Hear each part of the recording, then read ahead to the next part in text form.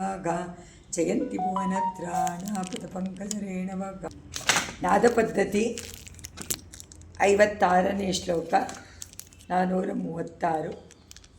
ಸ್ವಾಮಿ ದೇಶಿಕರು ರಂಗನಾಥನ ಆಸ್ಥಾನದಲ್ಲಿ ಅವನ ಪ್ರತಿನಿತ್ಯದ ಉತ್ಸವದ ವೇಳೆಯಲ್ಲಿ ಭಗವಂತನನ್ನು ಪಾದುಕಾದೇವಿ ಕರ್ಕೊಂಡು ಬಂದಾಗ ಸಂಚಾರದಲ್ಲಿ ಅವಳಲ್ಲಿ ಹುದುಗಿಸಿಕೊಂಡಿರುವಂತಹ ರತ್ನಗಳ ಘರ್ಷಣೆಯಿಂದ ಉಂಟಾದಂತಹ ನಾದ, ಆ ನಾದದ ವಿಷಯವಾಗಿ ಅವಳ ವೈಭವವನ್ನು ವರ್ಣನೆ ಮಾಡ್ತಾ ಇದ್ದಾರೆ ಪಾದುಕಾದೇವಿದು. ಒಮ್ಮೊಮ್ಮೆ ಅವರಿಗೆ ಬಹಳ ವಿಶೇಷವಾದಂತಹ ಅರ್ಥಗಳು ಅನುಭವಕ್ಕೆ ಬರುತ್ತೆ. ನಾದ ನಾವು ಎಲ್ಲರೂ ಮಾತಾಡೋದನ್ನು ಕೇಳ್ತೀವಿ, ಅದರಲ್ಲಿ ಏನೋ ವಿಷಯ ಇದೆ ಅಂತ ಕೇಳ್ತೀವಿ. ಅಂದರೆ ಸ್ವಾಮಿ ದೇಶಿಕರಿಗೆ ಅದಿಲ್ಲ, ನಾದವೇ ಒಂದು ಒಳ್ಳೆ ಶಿಕ್ಷಕನಂತೆ. ಪಾದುಕಾದೇವಿ ಏನೋ ಶಿಕ್ಷೆ ಕೊಡ್ತಾ ಇದ್ದಾಳೆ, ವೇದವನ್ನು ಹೇಳ್ಕೊಡ್ತಾ ಇದ್ದಾಳೆ, ಪ್ರಣವದ ಇದನ್ನು ಉಪಾಸನೆಯನ್ನು ಹೇಳ್ಕೊಡ್ತಾ ಇದ್ದಾಳೆ ಅನ್ನುವಂಥ ಬೇರೆ ಬೇರೆ ತರಹ ನಮ್ಮ ಯೋಗಕ್ಷೇಮ ವಿಚಾರಣೆ ಮಾಡ್ತಾಳೆ ಅಂತೆಲ್ಲ ಆ ನಾದದ ದಿವ್ಯವಾದಂತಹ ಅರ್ಥಗಳು ಅವರಿಗೆ ಸ್ಫುರಿಸುತ್ತೆ. ಇದು ಕವಿಗಳಿಗೆ, ಭಕ್ತರಿಗೆ ಪರಮಾತ್ಮ ಕೊಡುವಂಥ ವಿಶೇಷವಾದ ಜ್ಞಾನ ಮತ್ತು ಅನುಭವ. ಈಗ ಜ್ಞಾನ ಇದ್ರೇ ಅನುಭವ ಬರೋದು. ನಾವು ಬೇರೆ ಬೇರೆ ತರಹ ಒಬ್ಬೊಬ್ಬರ ಮನಸ್ಸಿಗೆ ಒಂದೊಂದು ತರಹ ಆ ವಿಷಯಗಳು ಗೊತ್ತಾಗಬಹುದು. ಆದರೆ ಅದನ್ನು ಅದನ್ನು ಹೇಳೋದಕ್ಕೂ ಒಂದು ಶಕ್ತಿ ಬೇಕಲ್ಲ. ಎಷ್ಟೋ ನೋಡಿರ್ತೀವಿ ಪ್ರತ್ಯಕ್ಷವಾಗಿ, ಆದರೆ ನಮಗೆ ಅದನ್ನು ಹೇಳೋದಕ್ಕೆ ಬರೋದಿಲ್ಲ. ಏನೋ ಜ್ಞಾಪಕ ಇರುತ್ತೆ, ಏನೋ ಸೇರಿಸ್ಕೊಂಡು ಏನೋ ಹೇಳಿಬಿಡ್ತೀವಿ. ಆದರೆ ನಿಜವಾದ ಸಂಗತಿನೂ ಹೇಳಕ್ಕೆ ಬರಲ್ಲ. ಅಲ್ಲಿ ಒಳಗಡೆ ಇರುವಂತಹ ವಿಶೇಷವಾದ ಇದು ಇದು ಅನುಭವವು ನಮಗೆ ಹೇಳಕ್ಕೆ ಗೊತ್ತಾಗೋದಿಲ್ಲ. ಆ ಮೊಮೆಂಟಲ್ಲಿ ಅನುಭವಿಸಿರಬಹುದು, ಆದರೆ ಅದನ್ನು ಹೇಳಬೇಕು ಅಂತಂದರೆ ಅದಕ್ಕೂ ಶಕ್ತಿ ಬೇಕು. ಅದಕ್ಕೆ ಭಗವಂತ ಅದನ್ನು ಕೊಡ್ತಾನೆ, ಕವಿಗಳಿಗೆ ಕೊಟ್ಟಿದ್ದಾನೆ. ಅವರು ಎಲ್ಲೆಲ್ಲೋ ಹೋಗಿ ಪ್ರಕೃತಿಯನ್ನು ನೋಡ್ತಾರೆ, ಬೇರೆ ವಿಷಯಗಳನ್ನು ನೋಡ್ತಾರೆ, ಆದರೆ ಅವರ ನೋಟವೇ ಬೇರೆ, ಅವರ ಅನುಭವವೇ ಬೇರೆ. ಅದರಿಂದ ನಾವು ಅವರ ಒಳಗಡೆ ಹೋಗಿ ಅದನ್ನು ತಿಳ್ಕೋಬೇಕು. ಅದು ತಿಳ್ಕೊಳ್ಳೋಕ್ಕೂ ಅದಕ್ಕೂ ಬೇರೆ ಶಕ್ತಿ ಬೇಕು. ಅದು ಸಾಧ್ಯ ಇಲ್ಲ, ಎಲ್ಲರಿಗೂ ಸಾಧ್ಯ ಇಲ್ಲ. ಅದಕ್ಕೋಸ್ಕರನೇ ಬೇರೆ ಬೇರೆ ತರಹ ವ್ಯಾಖ್ಯಾನಗಳು ಬರೋದು ಇಲ್ವಾ. ಒಂದೇ ಒಂದು ಪದ್ಯಕ್ಕೆ ಎಷ್ಟೊಂದು ತರಹ ವ್ಯಾಖ್ಯಾನಗಳನ್ನು ಹೇಳ್ತಾರೆ. ಈ ಪದವನ್ನು ಆ ಕಡೆ ಹಾಕ್ಕೊಂಡು ಅದನ್ನು ಇದು ಮಾಡಿದಾಗ, ಅನ್ವಯ ಮಾಡಿಕೊಂಡಾಗ ಬೇರೆ ಒಂದು ಅರ್ಥ ಉಂಟಾಗತ್ತೆ. ಅಥವಾ ಮೇಲ್ನೋಟಕ್ಕೆ ಒಂದು ಅರ್ಥ, ಅನ್ವಯ ಅರ್ಥ, ಪ್ರತಿಪದ ಅರ್ಥನೇ ಬೇರೆ. ಅದಾದ ಮೇಲೆ ಸ್ವಾಪದೇಶಾರ್ಥ ಅಂತ ಹೇಳಿ ಇದರಲ್ಲಿ ಸ್ವಾಮಿಗಳ ಮನಸ್ಸಿನಲ್ಲಿ ಈ ವಿಷಯ ಇತ್ತು ಅಂತಲೂ ಹೇಳ್ತಾರೆ. ಅದರಿಂದ ಒಂದೇ ಒಂದು ವಿಷಯವನ್ನು ತಗೊಂಡು ಎಷ್ಟು ತರಹ ಅನುಭವಿಸ್ಬೋದು. ಈಗ ಭಗವಂತನ ಚೇಷ್ಟೆಗಳನ್ನೇ ತಗೊಳ್ಳೋಣ, ಲೀಲೆಗಳನ್ನು ಇಲ್ವಾ. ಆ ನವನೀತ ಚೌರ್ಯಕ್ಕೆ ಎಷ್ಟು ಜನ ಏನೇನು ವ್ಯಾಖ್ಯಾನ ಮಾಡಿದ್ದಾರೆ ಇಲ್ವಾ. ಆತ್ಮದ ವಿಷಯ ಹೇಳಿದ್ದಾರೆ, ಹೇಗೆ ಭಕ್ತಿ ರೂಪ ಏನು ಅಂತ ಹೇಳಿದ್ದಾರೆ. ಸುಮ್ಮನೆ ಸಾಮಾನ್ಯವಾದ ಒಂದು ಕಳ್ಳತನ ಅಲ್ವೇ ಅಲ್ಲ ಅಂತಾರೆ ಕೃಷ್ಣನದು.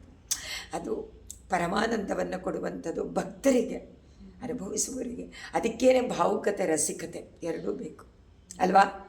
ಭಾವನೆ, ರಸಿಕತೆ ಅದಿದ್ದರೆ ಸಂತೋಷ. ಅಧ್ಯಾತ್ಮ ವಿಷಯವೇ ಸಂತೋಷ, ಭಗವಂತನ ವಿಷಯ. ಅದರಲ್ಲೂ ಇದು ತುಂಬ ಮುಖ್ಯ. ಇದು ಎಲ್ಲಿ ಕಾಣಿಸುತ್ತೆ ಅಂದರೆ ಕಲ್ಪನಾಲೋಕದಲ್ಲಿ ಕರ್ಕೊಂಡು ಹೋಗುವಂಥ ಸ್ವಾಮಿ ದೇಶಿಕರಾಗಲಿ, ವೆಂಕಟಾದ್ವರಿ ಆಗಲಿ, ಬೇರೆ ಆಚಾರ್ಯರುಗಳಾಗಲಿ, ಆಳ್ವಾರಗಳಿಗೆ ಎಷ್ಟು ಅನುಭವಿಸ್ತಾರೆ. ಆಳ್ವಾರರ ಅನುಭವವೇ ಬೇರೆ ತರಹ. ಹಾಗೆ ಮಾಡ್ತಾ ಈ ಒಂದು ಶ್ಲೋಕದಲ್ಲಿ ಸ್ವಾಮಿ ದೇಶಿಕರು ಹೇಳ್ತಾರೆ, ಈಗ ಶ್ರೀರಂಗ ಕ್ಷೇತ್ರದಲ್ಲಿ ಮರಣ ಹೊಂದಿದರೆ ವೈಕುಂಠ ಪ್ರಾಪ್ತಿ, ಭೂವೈಕುಂಠ.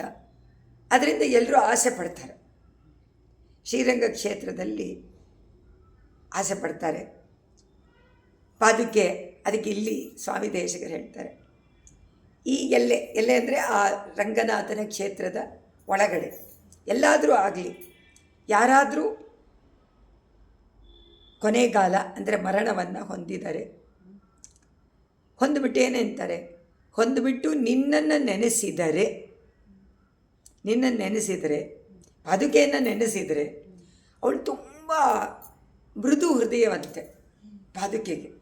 ಪಾದುಕಾದೇವಿ ಏನು ಮಾಡ್ತಾಳಂತೆ, ಬೇಗ ಬಂದು ಕಿವಿನಲ್ಲಿ ಇದನ್ನು ಹೇಳ್ತಾಳಂತೆ. ಶ್ರೀರಂಗನಾಥನ ಕರ್ಕೊಂಡು ಬರ್ತಾಳಂತೆ.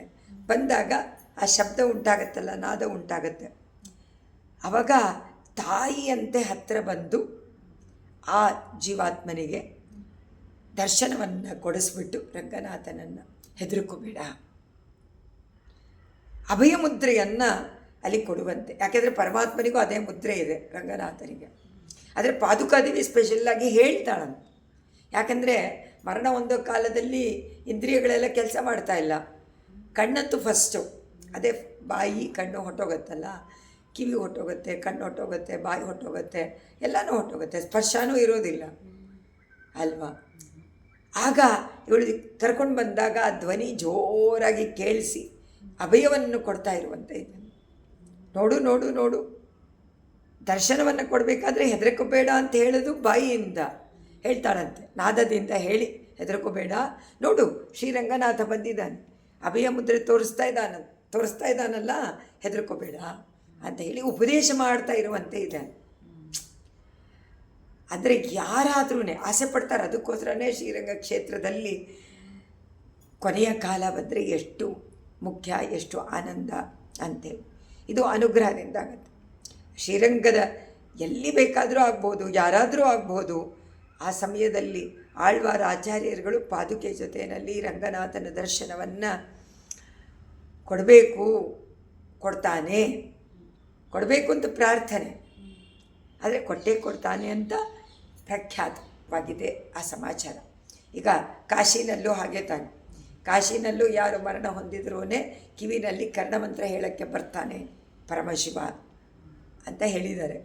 ಆದರೆ ಇಲ್ಲಿ ಆಳ್ವಾರಾಚಾರ್ಯರುಗಳೆಲ್ಲ ಪಾದುಕೆ ಪರಮಾತ್ಮನನ್ನು ಕರ್ಕೊಂಡು ಬಂದು ಎಲ್ಲರ ಭಕ್ತರ ಭಾಗವತರ ಜೊತೆಯಲ್ಲಿ ಬಂದು ಅಭಯವನ್ನು ಕೊಡ್ತಾರೆ.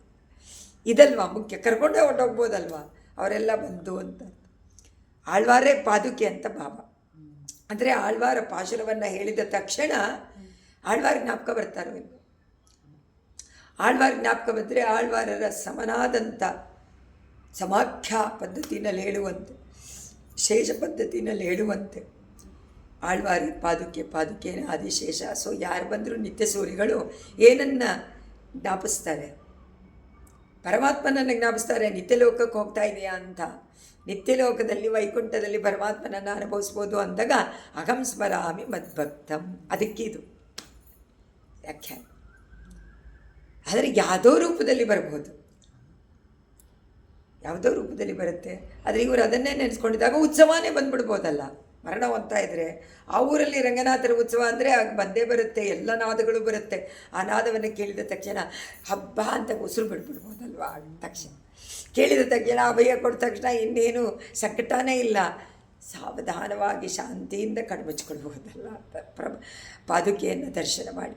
ಆ ರೀತಿ ತಾಯಿಯಂತೆ ಹತ್ತಿರ ಬಂದು ನಾದದಿಂದ ಹೇಳಿ ದರ್ಶನವನ್ನು ಮಾಡಿಸಿ ಉಪಕಾರ ಮಾಡ್ತಾಳಲ್ಲ ಅಂತ ಸ್ವಾಮಿ ದೇಶಿಕರ ವರ್ಣನೆ ನೋಡಿ. ಬರೀ ನಾದ ಅಲ್ವಲ್ಲ ಇದು. ಇಷ್ಟೆಲ್ಲ ವಿಷಯ ಗೊತ್ತಾಗಬೇಕು ಅಂತಂದರೆ ಶ್ರೀರಂಗದ ಮಹಿಮೆ, ರಂಗನಾಥನ ಮಹಿಮೆ, ಪಾದುಕೆಯ ಮಹಿಮೆ, ಆಳ್ವಾರರ ಮಹಿಮೆ, ಎಲ್ಲ ಆಳ್ವಾರರು ಹಾಡಿರುವಂತಹ ಶ್ರೀರಂಗ ಕ್ಷೇತ್ರ. ಅಮ್ಮ ಪಾದುಕೆ, ಮಣಿಪಾದುಕೆ ತ್ವಂ ರಂಗ ಶಯಿತೇಶು ಕರಣ ವ್ಯಪಾಯೇ. ಇಂದ್ರಿಯಗಳೆಲ್ಲ ಈ ಶರೀರವನ್ನು ಬಿಟ್ಟು ಕಡೆಗೆ ಆತ್ಮಾನು ಇದನ್ನು ಬಿಡುವಂಥ ಕಾಲದಲ್ಲಿ, ಕೊನೆಗಾಲದಲ್ಲಿ ಕಾತರತೆಯ ಅಲಕ್ಷ್ಯಂ. ಅವ್ರೇನು ಮಾಡ್ತಾರೆ? ಕಾತರ, ಕುತೂಹಲ, ತುಂಬ ಭಯ ಉಂಟಾಗತ್ತೆ. ಭಯ ಉಂಟಾಗದ ಏನು ಮಾಡೋಕ್ಕೆ ಗೊತ್ತಾಗಲ್ಲ, ಗಾಬರಿ ಆಗತ್ತೆ, ಭಯವಾಗತ್ತೆ, ಏನೋ ನೋವು ಉಂಟಾಗತ್ತೆ ಮರಣ ಕಾಲದಲ್ಲಿ. ಆಗ ಅಳ್ತಾ ಇರ್ತಾರೆ. ಆಕ್ರಂದತ್ಸು, ಅಳ್ತಾ ಇರುವಂಥ ಕಾಲದಲ್ಲಿ ಯಾವಾಗ ಅಳ್ತಾರೆ? ಅಳಬೇಕಾದ್ರೆ ಏನಂತ ಕರೀತಾರೆ? ಅಮ್ಮ ಅಂತಾನೆ ಕರೀತಾರೆ. ಆಗ ಪಾದುಕಾದೇವಿ ಓಡಿ ಬರ್ತಾಳಂತೆ ತಾಯಿಯನ್ನು. ಅದನ್ನೇ ಅವ್ರಿಗೇನು ಮಾಡೋಕ್ಕೆ ಗೊತ್ತಾಗಲ್ಲ. ಕ್ರಂದತ್ಸು, ಅಳ್ತಾ ಇರಬೇಕಾದ್ರೆ ಅಸ್ಖಲಿತ, ಯಾವ ಅಡ್ಡಿನೂ ಬರಬಾರ್ದು, ವಿಜ್ಞಾನ ಯಾವ ಅಡ್ಡಿನೂ ಬರಬಾರ್ದು. ಅದಿಲ್ಲದೆ ದಯೆಯಿಂದ ತಾಯಿಯಂತೆ ಭಗವಂತನನ್ನು ಕರ್ಕೊಂಡು ಬಂದು ಸ್ವನಾದ, ಮಂಜುಳವಾದ ನಾದವನ್ನು ಕೇಳಿಸ್ಬಿಡ್ತಾಳೆ. ಅಮ್ಮನ ಮಾತು ಕೇಳಿದ ತಕ್ಷಣ ಏನನ್ಸುತ್ತೆ? ಅದಕ್ಕೆ ತಾನೇ ತಾಯಿ ಕಂಡ್ರೆ ತಲೆಬೇನೆ ಅಂತ. ಆದರೆ ಅವಳು ಸಮಾಧಾನ ಮಾಡ್ತಾಳೋ ಏನು, ಸಮಾಧಾನ ಮಾಡಿ ಏನೂ ಆಗೋದಿಲ್ಲ ಮಮ್, ಏನೂ ಆಗಲ್ಲ, ಯೋಚನೆ ಮಾಡಬೇಡ, ಹೋಗುತ್ತೆ ಅಂತ. ಒಂದು ಸತಿ ಮುಟ್ಟಿದರೆ ಸಾಕು ತಾಯಿ ಅಲ್ವಾ, ಮುಟ್ಟಿದರೆ ಏನೋ ಒಂದು ತರಹ ಆನಂದ, ಎಲ್ಲ ನೋವು ಹೋದಂಗಾಗತ್ತೆ. ತಾಯಿಯಂತೆ ಅಂತ ಇಲ್ಲಿ ಶಬ್ದ ಮಾಡುತ್ತೆ. ಮಾತೇವ ತ್ವರಿತಂ ಆಸೀದಸಿ, ಮಾತೇವ ತಾಯಿಯಂತೆ ತ್ವರಿತಂ ಆಸೀದಸಿ, ಓಡಿ ಓಡಿ ಬಂದುಬಿಡ್ತೀಯ ನೀನು ರಂಗನಾಥನ ಕರ್ಕೊಂಡು. ಆ ಮಂಜುಳನಾದ ಒಳ್ಳೆ ಸಮಾಧಾನ ಮಾಡುವಂತೆ ಇದೆ ಮಗುವಿಗೆ. ಭಾಸ್ವತ್ ಸುವರ್ಣ ವಪುಷಾ ಮಣಿಪಾದರಕ್ಷೆ ಪದ್ಮಾಸಗಾಯ ಪದಪದ್ಮ ವಿಭೂಷಣಾನಾಂ ಮಂಜೀರ ಸಿಂಜಿತ ವಿಕಲ್ಪಿತ ಮಂಜುನಾದ ಮಂಜೂಷಿಕೇವ ಭವತಿ ನಿಗಮಾಂತ ವಾಚ. ಮಂಜೂಷಿಕೇವ ಭವತಿ. ಅಮ್ಮ ಪಾದುಕಾದೇವಿ, ನಿನ್ನ ಧ್ವನಿ ಇದೆಯಲ್ಲ ಅದು ಒಳ್ಳೆಯ ಪಾದಗಳಿಗೆ ತೊಟ್ಟುಕೊಳ್ಳುವಂಥ ಮಂಜೀರ ಸಿಂಜಿತ ಆ ನೂಪುರಗಳ ನಾದ ಅದರಂತೆ ಬರುತ್ತೆ, ಗೆಜ್ಜೆ. ಅದರಿಂದ ನೂಪುರನೇ ಹಾಕಿರೋದಲ್ವ ಪಾದುಕಾ ದೇವಿಗೆ. ಪೂರ್ತಿ ಮೇಲೆಲ್ಲ ರತ್ನಗಳು, ಕೆಳಗಡೆ ಎಲ್ಲ ಗೆಜ್ಜೆ, ಅದರೊಳಗಡೆ ರತ್ನ ಇದೆ. ಆ ರತ್ನದ ಘರ್ಷಣೆಯೇ ನಾದ. ಇಲ್ಲದೆ ಇದ್ದರೆ ಅವತ್ತು ಫಸ್ಟ್ ಡೇ ಹೇಳಿದಂತೆ ಕೊಡದ ಒಳಗೆ ಹಾಕಿರ್ತಾರಲ್ಲ ರತ್ನ, ಅದರ ನಾದ. ಭಾಸ್ವತ್ ಸುವರ್ಣ ಮಣಿಪಾದ, ಅದಕ್ಕೆ ಅವರು ಹೇಳ್ತಾರೆ ಇಲ್ಲಿ, ನೀನು ದೇವರ ಪಾದಗಳಿಗೆ ಅಲಂಕಾರವಾಗಿದೆಯಾ, ನೀನು ಅಲಂಕಾರನೂ ಆಗಿದೆಯಾ, ರಕ್ಷಣೆಯೂ ಆಗಿದೆಯಾ, ಅವನ ಪಾದಗಳನ್ನು ರಕ್ಷಣೆ ಮಾಡ್ತೀಯಾ, ಅಲಂಕಾರದಂತೆಯೂ ಇದೆ. ಅದರಿಂದ ಹೇಗಿದೆ ಅಂತಂದರೆ ವೇದಗಳ ಮಂತ್ರಗಳಿಗೆ ಒಂದು ಪೇಟಿ ಬೇಕು. ಪೇಟಿಕಾ ಅಂದ್ರೇನು, ಪಟ್ಟಿ ನಾವೆಲ್ಲ ಪಟ್ಟಿ ಅಂತೀವಲ್ಲ, ಅಂದರೆ ಟ್ರಂಕ್ ಇಡಕ್ಕೆ ಏನಾದರೂ ಇಟ್ಟಕ್ಕೆ ಬೇಕಲ್ಲ, ಮಂಜೂಷಿಕಾ ಅಂತ. ಈಗ ಆಭೂಷಣಗಳನ್ನೆಲ್ಲ ಇಡೋದಕ್ಕೆ ಇಟ್ಕೊಳ್ತೀವಲ್ಲ, ಜುವೆಲ್ ಬಾಕ್ಸ್. ಆ ಜುವೆಲ್ ಬಾಕ್ಸ್ ಯಾವುದು? ಪಾದುಕಾದೇವಿ. ಆದರೆ ಅವಳಿಗೆ ಏನಕ್ಕೆ ಪಾದುಕಾದೆ? ನಿಗಮಾಂತ ವಾಚ, ವೇದಗಳ ಮಾತುಗಳಿಗೆ ಪಟ್ಟಿ ಅಂತ ಇದೆ ಮಂಜೂಷಿಕ ಅಂತ ಕರೀತಾರೆ. ಯಾಕೆ? ಅದು ಒಳ್ಳೆಯ ಸುಂದರವಾದ ಮಂಜೀರ ಸಿಂಜಿತ, ಕಾಲುಗೆಜ್ಜೆಯ ಧ್ವನಿಯಂತೆ ಹಿಂಪಾಗಿರುವಂಥ ಧ್ವನಿ ಅದು ನೀನು ದೇವರ ಪಾದಗಳಿಗೆ ಅಲಂಕಾರವಾಗಿ ಹೇಗಿದೆಯೋ ಹಾಗೆ ವೇದದ ನುಡಿಗಳಿಗೆ ಪೆಟ್ಟಿಗೆ ಅಂತ ಇದೆಯಾ. ಇವಾಗ ಯಾತಕ್ಕೆ ನುಡಿಗಳಿಗೆ ಪೆಟ್ಟಿಗೆ ಬೇಕಾ? ಈಗ ಬೇಕೇ ಬೇಕಲ್ಲ. ಈಗ ನಿಮ್ಮ ಹತ್ರ ರೆಕಾರ್ಡರ್ ಇದ್ದರೆ ಅದು ಪೆಟ್ಟಿಗೆ ತಾನೇ. ಅದರಿಂದ ಏನು ಬರುತ್ತೆ ನಿಮಗೆ? MP3 ಅಂತಂದರೆ ಇದೆಲ್ಲ ಬರೋದಿಲ್ಲ, ಬರೀ ನಾದ ತಾನೇ ಬರುತ್ತೆ. ಸೊ ವೇದಗಳಿಗೆ ಒಂದು MP3 ಇದು ಯಾರು? ಪಾದುಕಾದಿ. ಅದರಿಂದ ನೀ ಯಾವಾಗ ಬೇಕೋ ಆಗ ಆನ್ ಮಾಡಿದರೆ ಅದಾಗತ್ತೆ. ಏನು ಹೇಳ್ತಾಳೆ? ಎಲ್ಲ ಪರಮಾತ್ಮನ ವೈಭವವನ್ನು ಹೇಳ್ಕೊಂಡು ಬರ್ತಾಳೆ, ಪರಮಾತ್ಮನನ್ನೇ ಕರ್ಕೊಂಡು ಬರ್ತಾಳೆ. ಅದರಿಂದ ಎಲ್ಲರಿಗೂ ವೇದಗಳ ಮಂತ್ರಗಳ ವಿಷಯ ಗೊತ್ತಾಗಲಿ ಅಂಥೇಳಿ ನಿನ್ನ ನಾದದಿಂದ ಪೆಟ್ಟಿಗೆಯಿಂದ ಹೊರಗೆ ಬಂದಂತೆ ಮಂಜುಳ ನಾದ ಅರ್ಥ ಮಾಡ್ಕೊಳ್ಳೋಕ್ಕೋಸ್ಕರ. ಅದರಿಂದ ಅವರು ಅದನ್ನೇ ಹೇಳಿದ್ದಾರೆ ಇಲ್ಲಿ. ಮಣಿಪಾದ ರಕ್ಷೆ ಮಂಜೀರ ಶಿಂಜಿತ, ಗೆಜ್ಜೆಗಳ ನಾದ ವಿಕಲ್ಪಿತ ಅಂದರೆ ವಪುಷ, ಚಿನ್ನದಂತ. ಅದೇನಾಗ್ಬಿಟ್ಟಿದೆ ಇವಾಗ? ಚಿನ್ನದ ಒಂದು ಪೆಟ್ಟಿಯಂತೆ. ಇದರಲ್ಲಿ ದೇಹ ಅಂತ ಕರೀತಾರೆ. ಚಿನ್ನದಂತಹ ವಪುಷ ಅಂದರೆ ದೇಹ, ಶರೀರ.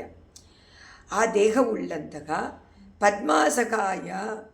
ಪದ್ಮಾಸಕಾಯ ಮಹಾಲಕ್ಷ್ಮಿಗೆ ಸಹಾಯಕನಾದ ಪರಮಾತ್ಮನ ಪದಪದ್ಮ ವಿಭೂಷಣಾನ, ಪದಪದ್ಮ ಪಾದಾರವಿಂದಕ್ಕೆ ಅಲಂಕಾರದಂತೆ ಇದೆಯಾ. ಅದು ಮಾತ್ರ ಅಲ್ಲ, ವೇದಗಳ ಮಂತ್ರಗಳಿಗೆ ಪೆಟ್ಟಿಗೆ ಅಂತ ಇದೆಯಾ. ವೇದ ಮಂತ್ರ ಯಾರನ್ನು ತೋರಿಸಿಕೊಡುತ್ತೆ? ಪರಮಾತ್ಮನನ್ನು. ಅವನಿಗೆ ಪೆಟ್ಟಿಗೆ ಇದು. ಅವನಿಗೆ ರಕ್ಷಣೆ, ಅವನಿಗೆ ಪೆಟ್ಟಿಗೆ, ಆಭೂಷಣ. ನೋಡಿ, ಅವನಿಗೆ ರಕ್ಷಣೆ, ಆಭೂಷಣ ಮತ್ತು ಮಂಜೂಷಿಕ ಅಂತ ಬಾಕ್ಸ್ ಆ ಥರ ಇದೆಯಾ ಅಂತ ಹೇಳ್ತಾರೆ. ಅದರಿಂದ ಈಗ ನಮ್ಮಾಳ್ವಾರವರ ವಿಷಯವನ್ನು ತಗೊಂಡಾಗ ಇದರಲ್ಲಿ ಪರಮಾತ್ಮನ ಕಟಾಕ್ಷದಿಂದ ನಮ್ಮಾಳ್ವಾರವರು ಪರಮ ಭಕ್ತಿಯ ದೇಶದಲ್ಲಿ ಭಕ್ತಿಯ ವಿಷಯವನ್ನೇ ಹಾಡಿದ್ದಾರೆ ಸಂಪೂರ್ಣವಾಗಿ. ಅವರ ಧ್ವನಿ ಬೇರೆ ಏನನ್ನು ತಿಳಿಸೋದೇ ಇಲ್ಲ. ನಾವು ಅರ್ಥ ಮಾಡ್ಕೊಳ್ಬೇಕು ಅದನ್ನು. ಆದರೆ ಅರ್ಥ ಮಾಡಿಕೊಂಡಾಗ ಗೊತ್ತಾಗುತ್ತೆ ಭಗವತ್ ಕಟಾಕ್ಷದಿಂದ ಅವ್ರಿಗೆ ತಿಳಿಯುತ್ತೆ. ಅದರಿಂದ ಅದನ್ನು ಹೇಳಿದ್ದಾರೆ. ಇದೆಲ್ಲ ಉಪನಿಷತ್ತುಗಳಲ್ಲಿ ವೇದ ಮಂತ್ರಗಳಲ್ಲಿ ಹೇಳಿರುವಂತಹ ವಿಶೇಷವಾದ ಉಟ್ಪೊರುಳು, ಒಳಗಿರುವಂತಹ ಸೂಕ್ಷ್ಮವಾದಂತಹ ಅರ್ಥಗಳು. ಆ ಅರ್ಥಗಳನ್ನೇ ಅಲ್ಲದೆ ಅದನ್ನು ಸೂಕ್ಷ್ಮವಾದ ಅರ್ಥಗಳನ್ನು ಸ್ವಾಮಿ ನಮ್ಮಾಳ್ವಾರ್ ಎಲ್ಲವನ್ನೂ ಪರಮಾತ್ಮನ ಕಟಾಕ್ಷದಿಂದ ಚೆನ್ನಾಗಿ ತಿಳ್ಕೊಂಡು ಅದನ್ನು ತಮಿಳು ಭಾಷೆಯಲ್ಲಿ ತಿರುವಾಯುಮೊಳಿಯ ಮೂಲಕವಾಗಿ ನಮಗೆ ಕೊಟ್ಟಿದ್ದಾರೆ. ಅದರಿಂದ ಅದು ತೋರಿಸಿ ಎಲ್ಲರನ್ನೂ ಸಂರಕ್ಷಣೆ ಮಾಡಿ. ಪಾದುಕಾದೇವಿ ಪರಮಾತ್ಮನನ್ನು ರಕ್ಷಣೆ ಮಾಡ್ತಾಳೆ. ಪರಮಾತ್ಮನಿಗೆ ಒಂದು ಜುವೆಲ್ ಬಾಕ್ಸ್ ಅಂತ ಇದ್ದಾಳೆ, ಅದರಲ್ಲೂ ವೇದ ಮಂತ್ರಗಳಿದೆ. ಅದನ್ನು ಈಗ ತಿಳಿಸ್ತಾರೆ. ಹೇಗೆ ಸ್ವಾಮಿ ನಮ್ಮಾಳ್ವಾರ್ ಅವರ ಮಾತಿನಿಂದ ವೇದ ಮಂತ್ರಗಳನ್ನು ತಮಿಳು ಭಾಷೆಯಲ್ಲಿ ಹೇಳಿದರು, ಹಾಗೆ ಪಾದುಕಾದೇವಿ ತನ್ನ ಭಾಷೆಯಾದಂಥ ಮಂಜುಳ ನಾದದಿಂದ ವೇದಾರ್ಥಗಳನ್ನೆಲ್ಲ ಹೇಳ್ತಾ ಇದ್ದಾಳೆ. ಅರ್ಥ ಪೆಟ್ಟಿ ಅದನ್ನು ಹೇಳಿ ಸಕಲ ಜಗತ್ತನ್ನು ಸಂರಕ್ಷಣೆ ಮಾಡೋಕ್ಕೋಸ್ಕರವಾಗಿ ಪಾದುಕಾದೇವಿ ತಾನೇ ಲೋಕರಕ್ಷಣಕ್ಕೋಸ್ಕರನೇ ಅಂತ ಅವರು ಸ್ತೋತ್ರ ಮಾಡಿ ಆರಂಭ ಮಾಡಿಕೊಟ್ಟಿರೋದು ವಾಲ್ಮೀಕಿ ರಾಮಾಯಣದಲ್ಲಿ. ಅದನ್ನು ಇದರಲ್ಲಿ ಭಾಸ್ವತ್ ಸುವರ್ಣ ವಪುಷ, ಭಾ ಅಂದರೆ ಪ್ರಕಾಶ, ಸುವರ್ಣ ಅಂದರೆ ಚಿನ್ನದಂತೆ ಪಳಪಳ ಹೊಳಿತಾ ಇರುವಂಥ ವಪುಷ ಶರೀರವುಳ್ಳವಳೆ, ಸುವರ್ಣ ವಪುಷ ಮಣಿಪಾದ ರಕ್ಷೆ, ಪದ್ಮಾಸಕಾಯ ಪದಪದ್ಮ ವಿಭೂಷಣಾನ, ಅವನ ಪಾದಾರವಿಂದಕ್ಕೆ ವಿಭೂಷಣೆ ಆಗಿದೆಯಾ, ಮಂಜೀರ ಸಿಂಜಿತ ವಿಕಲ್ಪಿತ ಮಂಜುನಾದ ಮಂಜೂಷಿಕೇವ ಭವತಿ ನಿಗಮಾಂತ ವಾಚ. ಸೊ ವೇದಗಳಿಗೆ ನೀನು ಮಂಜೂಷಿಕದಂತೆ ಇದೆಯಾ ಅಂತ ಈ ಸ್ತೋತ್ರ ಮಾಡಿದ. 438ನೇ ಶ್ಲೋಕದಲ್ಲಿ ರಂಗೇಶ ಪಾದ ಕಮಲಾತ್ವದ ದೀನ ವೃತ್ತೇಗೆ ಅನ್ಯೇಷು ಕೇಶು ಚಿದಲಕ್ಷ್ಯಮನನ್ಯ ವೇದ್ಯಂ ಆಮ್ನಾಯ ಗೂಢಮ ಬಹಿರ್ಮಣಿ ಬಿಕ್ವಣದ್ವಿಗಿ ನೇದೀಯಸಾಂ ಪ್ರತಯಸೀವ ನಿಜಾನುಭಾವಂ. ನಿಜಾನುಭವ ಕಲ್ಪನಾಲೋಕಾನುಭವ ಅಲ್ಲ, ನಿಜವಾದ ಅನುಭವ. ಪ್ರತಯಸಿ ಪ್ರಸಿದ್ಧಗೊಳಿಸ್ತಾಳಂತೆ. ಏನನ್ನು? ಈ ಶಬ್ದವನ್ನು ಕೇಳಿದರೆ, ಈ ಶಬ್ದವನ್ನು ಕೇಳಿದರೆ ಅಂದರೂ ಉಂಟು, ನೋಡಿದರೆ ಅಂತಲೂ ಉಂಟು. ಈಗ ಅದಕ್ಕೆ ಗೆಜ್ಜೆ ಹಾಕಿಲ್ಲ ಅಂತ ಇಟ್ಕೊಳ್ಳಿ, ಶಠಾರಿ ಅಥವಾ ಪಾದುಕೆಗೆ ಹಾಕಿಲ್ಲ, ಆದರೆ ರತ್ನಗಳೆಲ್ಲ ಇದೆ ಅದರಲ್ಲಿ, ಅದರ ಕಿರಣಗಳೆಲ್ಲ ಬರುತ್ತೆ. ಕಿರಣಗಳೆಲ್ಲ ಒಂದಕ್ಕೊಂದಕ್ಕೆ ಸೇರಿಕೊಳ್ಳೋದು. ಆ ಸೇರಿಕೊಂಡಾಗ ನೀವು ನೋಡಿದಾಗ ಇದೆಲ್ಲ ಸೇರಿಕೊಂಡು ಬೇರೆ ಏನೋ ಕೊಡುತ್ತೇನೋ ಶಬ್ದ ಮಾಡಿ ಅನ್ನುವಂತೆ. ನೋಡಿದರೆ ಕೇಳಿದರೆ ಅನ್ನೋದಕ್ಕೆ ನೋಡಿದರೆ ಅಂತ ಇದು ಹೇಳ್ಬೋದಾ ಅನ್ನು. ಕರ್ಣಾಮೃತ ಅಂತೀವಿ ನಾವು. ಕರ್ಣ ಅಮೃತ ಅಂತಂದರೆ ಕುಡಿಯೋದು. ಆಮೇಲೆ ಚಕ್ಷುಷಿಗೂ ಅಮೃತ ಅಂತೀವಿ ನಾವು. ದರ್ಶನಕ್ಕೆ ಕಣ್ಣುಗಳಿಗೂ ಅಮೃತದಂತೆ, ಕಿವಿಗಳಿಗೂ ಅಮೃತದಂತೆ. ಆದರೆ ಅಮೃತ ಎನ್ನುವುದು ಒಂದು ದ್ರವ್ಯ. ನಮಗೆ ಮನಸ್ಸಿಗೆ ತೋಚೋದು ಅಮೃತ ಅಂದರೆ ದ್ರವ್ಯ, ಹಾಲು ಇದು ಎಲ್ಲ. ಈಗ ಅದನ್ನು ದ್ರವ್ಯವನ್ನು ಕುಡಿದ್ರೆ ತಾನೇ ಅನುಭವ. ಮತ್ತು ಅದಂಗೆ ಇವರು ಕಣ್ಣಿಗೆ ಕಿವಿಗೆ ಎಲ್ಲ ಅಮೃತ ಅಂತಾರಲ್ಲ, ಆದರೆ ಆಸ್ವಾದಿಸುವಂಥದ್ದು. ಅಮೃತ ಹೇಗೆ ರುಚಿಯಾಗಿ ಬಾಯಿಗೆ ಚಪ್ಪರಿಸಿಕೊಂಡು ಅನುಭವಿಸಬಹುದೋ ಆ ರೀತಿ ಕಣ್ಣುಗಳಿಂದಲೂ ಅನುಭವಿಸ್ಬೋದು, ಕಿವಿಗಳಿಂದಲೂ. ಅದರಿಂದ ಕರ್ಣಾಮೃತ ಅಂತಲೂ ಕರೀತಾರೆ. ಅದರಿಂದ ಅವಳು ಏನನ್ಸುತ್ತೆ ಅಂದರೆ ದೇಶಿಕರು ಹೇಳ್ತಾರೆ, ನಿನ್ನ ಪ್ರಭಾವವನ್ನು ಹತ್ತಿರದಲ್ಲಿರುವಂಥವರಿಗೆ ಹೇಳ್ತಾ ಇರುವಂತೆ ಇದು. ಯಾರ ಪ್ರಭಾವನ? ಅವಳ ಪ್ರಭಾವನ ಅವಳು ಹೇಳ್ಕೊತಾ ಇದ್ದಾಳಂತೆ. ಯಾರು? ಯಾತಿಗೆ ಅಂದರೆ ನಿನ್ನ ಮಹಿಮೆ ಭಗವಂತನಿಗಿಂತ ಜಾಸ್ತಿ. ಈಗ ಭಗವಂತನ ಪ್ರಭಾವ ಎಲ್ರಿಗೂ ಗೊತ್ತಿದೆ, ಆದರೆ ಭಗವಂತನಿಗೆ ಜಾಸ್ತಿಯಾದ ಪ್ರಭಾವ ಗೊತ್ತಾಗಬೇಕಲ್ಲ. ಈಗ ಭಕ್ತರ ಪ್ರಭಾವ ಗೊತ್ತಾಗಬೇಕಾದ್ರೆ ಭಗವಂತನಿಗೇನ ಜಾಸ್ತಿ ಪ್ರಭಾವ ಭಕ್ತರಿಗೆ ಹೇಳಲೇಬೇಕು ತಾನೆ. ಭಗವಂತ ತನ್ನನ್ನು ಸ್ತೋತ್ರ ಮಾಡ್ಕೊಳ್ಳೋಕ್ಕೆ ಭಕ್ತರನ್ನು ಉಂಟು ಮಾಡಿದ್ದಾನೆ. ಆದರೆ ಭಕ್ತರ ಸ್ತೋತ್ರವನ್ನು ಮಾಡಬೇಕಾದ್ರೆ ಬೇರೆ ಒಬ್ಬರು ಬೇಕು, ತೋರಿಸ್ಬೇಕಲ್ಲ. ಅದಕ್ಕೋಸ್ಕರನೇ ಆಚಾರ್ಯರನ್ನು ಕೊಂಡಾಡ್ತಾ ಇರಬೇಕು, ಭಕ್ತರನ್ನು ಕೊಂಡಾಡ್ತಾ ಇರಬೇಕು. ಪರಮಾತ್ಮನನ್ನು ಸದಾ ಚಿಂತನೆ ಮಾಡುವಂಥವರನ್ನು ನಾವು ಹೇಳ್ತಾ ಇರಬೇಕು. ಅವರು ಹಾಗೆ ಅವರು ಹೀಗೆ ಅಂತ. ಅದರಿಂದ ಭಗವಂತನ ಪಾದಗಳಿಗೆ ಯಾತಕ್ಕೆ ಅಂತಂದರೆ ನಿನ್ನ ಅಧೀನ ಆಗಿಬಿಟ್ಟಿದ್ದಾನೆ ಪರಮಾತ್ಮ. ದೀನ ವೈಭವ ಜಾಸ್ತಿ ತಾನೆ. ಯಾರಿಗೆ ಅಧೀನವೋ ಅಲ್ವಾ, ಯಾರಿಗೆ ಅಧೀನವೋ ಅವರಿಗೆ ಪ್ರಭಾವ ಜಾಸ್ತಿ. ಅವರು ಯಾರು ಅಂತಂದರೆ ಪರಮಾತ್ಮನಿಗೆ ನಾವೆಲ್ಲರೂ ಅಧೀನವು ಅಂತ ಅಂದ್ಕೊಳ್ತೀವಿ. ಆದರೆ ಇಲ್ಲ, ಭಕ್ತರಿಗೆ ಅಧೀನ ಆಗಿದ್ದಾನೆ ಅಂತ ತಿಳ್ಕೊಂಡಾಗ ನಮಗೆ ಆ ದಾಸ್ಯ ಭಾವ ಬರುತ್ತೆ. ಅಥವಾ ದಾಸ ಚರಮಾವಧಿ ದಾಸ ಆಗಬೇಕಾದ್ರೆ ನಮಗೆ ಭಕ್ತರ ಪ್ರಭಾವ ಗೊತ್ತಾಗಬೇಕು. ಅದನ್ನು ಯಾರಾದರೂ ಹೇಳಬೇಕು, ಬೇರೆ ಇನ್ನೆಲ್ಲೂ ಇಲ್ಲ. ಇದನ್ನು ನೀನು ನಿನ್ನ ಪರಮಾತ್ಮನ ಪಾದ ಇಲ್ವಾ, ಇಬ್ಬರಿಗೆ ತಾನೇ ಅದು ಅನ್ವಯಿಸು. ಅದರಿಂದ ಇಬ್ಬರ ಹೊರತು ಯಾರಿಂದಲೂ ತಿಳ್ಕೊಳ್ಳೋಕ್ಕೆ ಸಾಧ್ಯ ಇಲ್ಲ. ಭಕ್ತರ ಪ್ರಭಾವವನ್ನು ತಿಳ್ಕೊಂಡಿದ್ದೀಯಾ ನೀನು, ಪರಮಾತ್ಮನ ಪ್ರಭಾವವನ್ನು ತಿಳ್ಕೊಂಡಿದ್ದೀಯ, ಸರಿನಾ? ಅದರಿಂದ ಹೇಳ್ತಾರೆ, ಅದರಿಂದ ವೇದಗಳನ್ನು ಆ ಮಹಿಮೆ ಸ್ಪಷ್ಟವಾಗಿ ತಿಳಿಸತ್ತೆ. ಈಗ ವೇದ ಏನನ್ನು ತಿಳಿಸತ್ತೆ? ಪರಮಾತ್ಮನನ್ನು ತಿಳಿಸತ್ತೆ, ಭಕ್ತರನ್ನು ತಿಳಿಸತ್ತೆ. ಆದರೆ ಭಕ್ತ ಅಂದರೆ ಇಲ್ಲಿ ಪಾದುಕಾದೇವಿ ಯಾವಾಗಲೂ ಪರಮಾತ್ಮನಿಗೆ ಸೇವೆ ಮಾಡ್ತಾ ಇರುವಂಥ ಪಟ್ಟ ಮಹಿಷಿ. ಅವಳು ಒಬ್ಬಳು ಮಹಿಷಿ ಅಂದುಬಿಟ್ರು, ದೇವಿ ಪಾದುಕಾ. ಅದರಿಂದ ಈಗ ಪರಮಾತ್ಮನ ವೈಭವವನ್ನು, ಅವನ ಕಲ್ಯಾಣ ಗುಣಗಳನ್ನೆಲ್ಲ ನಮ್ಮ ಆಳ್ವಾರುಗಳು, ಎಲ್ಲ ಆಳ್ವಾರುಗಳು ಹಾಡಿದ್ದಾರೆ. ಎಲ್ಲ ಅದೇ ಮಾಡೋದು, ಭಕ್ತರೆಲ್ಲ ಮಾಡೋದೇ ಅವನ ಮಹಿಮೆಯನ್ನು ಹಾಡ್ತಾರೆ. ಅವರಿಗೆ ಸರ್ವಸ್ವವೂ ಪರಮಾತ್ಮನೇ, ಧಾರಕ ಪೋಷಕ ಭೋಗ್ಯ ಎಲ್ಲವೂ ಪರಮಾತ್ಮನೇ. ಅವ್ರಿಗೆ ಬೇರೆ ಏನೂ ಇಲ್ಲವೇ ಇಲ್ಲ, ಬೇರೆ ಆಸೆನೂ ಇಲ್ಲ, ಬೇಕಾಗೂ ಇಲ್ಲ, ಅವ್ರಿಗೆ ಇಷ್ಟವೂ ಇಲ್ಲ. ಅವರಿಗೆ ಪೂರ್ತಿ ಆಸಕ್ತಿ ಯಾವುದರಲ್ಲಿದೆ? ಪರಮಾತ್ಮನ ವಿಷಯದಲ್ಲಿ. ಅದರಿಂದ ಅವರು ಏನು ಮಾಡ್ತಾರೆ?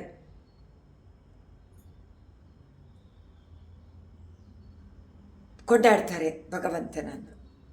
ಆ ಕೊಂಡಾಡುವಂಥ ಆಚಾರ್ಯರನ್ನು, ಆಳ್ವಾರರನ್ನು ಬೇರೆಯವರು ಕೊಂಡಾಡಬೇಕು. ಆವಾಗ ಪರಮಾತ್ಮನಿಗೆ ತುಂಬ ಆನಂದ. ನನ್ನನ್ನು ಕೊಂಡಾಡೋಕ್ಕೆ ಅವರಿದ್ದಾರೆ, ಆದರೆ ಅವ್ರನ್ನ ಕೊಂಡಾಡೋಕ್ಕೆ ನೀವೆಲ್ಲ ಕೊಂಡಾಡಬೇಕು, ಆಗ್ತಾನೆ ನನಗೆ. ಅದರಿಂದ ಪರಮಾತ್ಮನನ್ನು ಕೊಂಡಾಡದೆ, ಪರಮಾತ್ಮನ ಕೊಂಡಾಡಿರುವಂಥ ಭಕ್ತರನ್ನು ಕೊಂಡಾಡಿದರೆ ಪರಮಾತ್ಮನಿಗೆ ಪರಮಾನಂದ. ಸೊ ಇವಾಗ ಯಾರನ್ನ ಸ್ತೋತ್ರ ಮಾಡಬೇಕು? ಪರಮಾತ್ಮನಿಗೆ ತುಂಬ ಬೇಕಾಗಿರುವಂಥ ಆಚಾರ್ಯರನ್ನು, ಯಾವಾಗಲೂ ಅವ್ರನ್ನ ಚಿಂತನೆ ಮಾಡ್ತಾ ಇರೋದು. ಅವರನ್ನು ನಾವು ಕೊಂಡಾಡಿದರೆ ಆಹಾ, ಪರಮನಿಷ್ಠೆ ಬಿಟ್ಬಿಟ್ರೆ ಇವರ ನಿಷ್ಠೆ.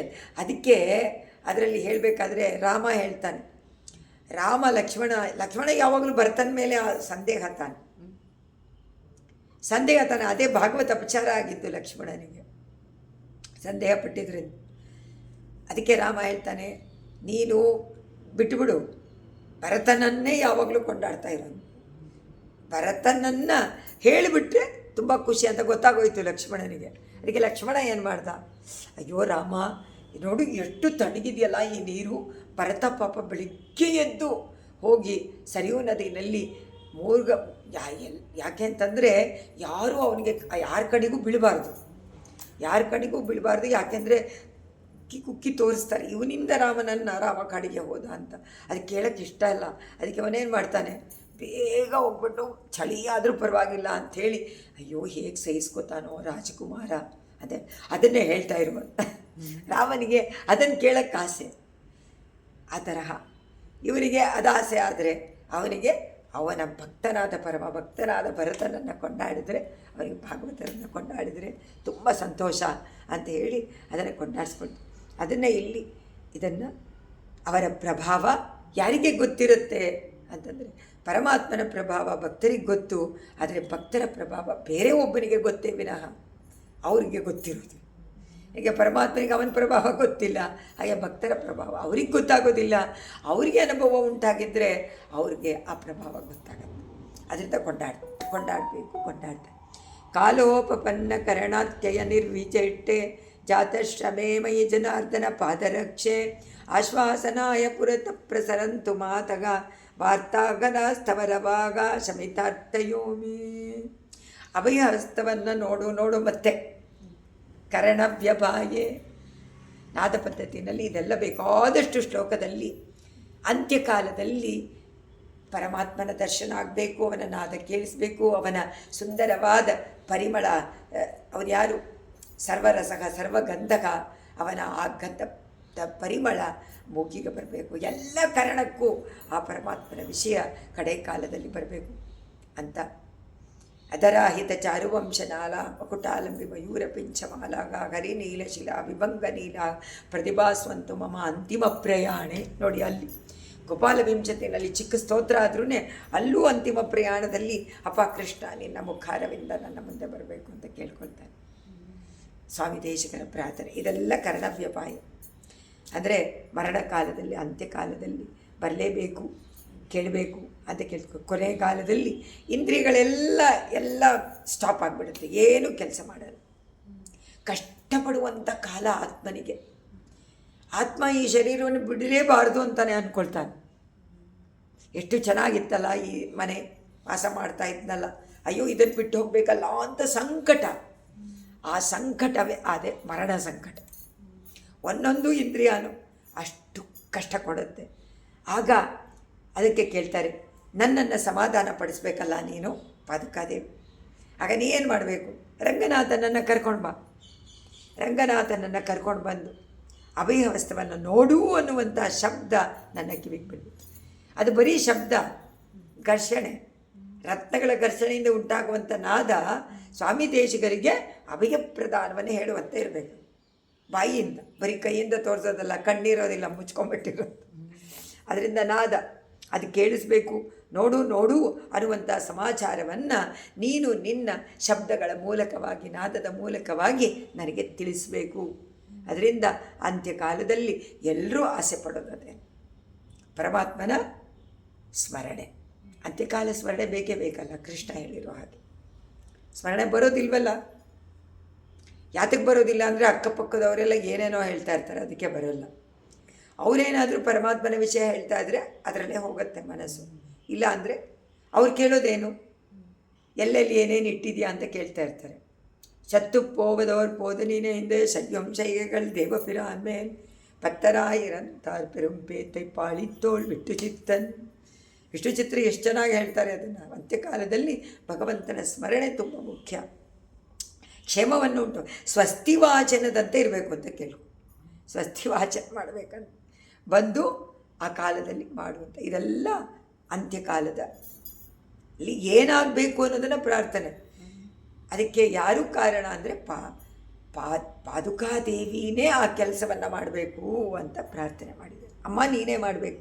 ಸಂರಕ್ಷಣಾಯ ಸಮಯೇ ಜಗತ್ತಾಂ ತ್ರಯಾಣಾಂ ಯಾತ್ರಾ ಸುರಂಗನೃಪತೆ ರೂಪತಸ್ತು ಶೀಶು ಸಂಪತ್ಸ್ಯತೆ ಶ್ರುತಿಸಖೈರ್ಮಣಿಪಾದರಕ್ಷೆ ಮಂಗಳ್ಯ ಸೂಕ್ತಿರನಘಾ ತವ ಮಂಜುನಾಥೈ.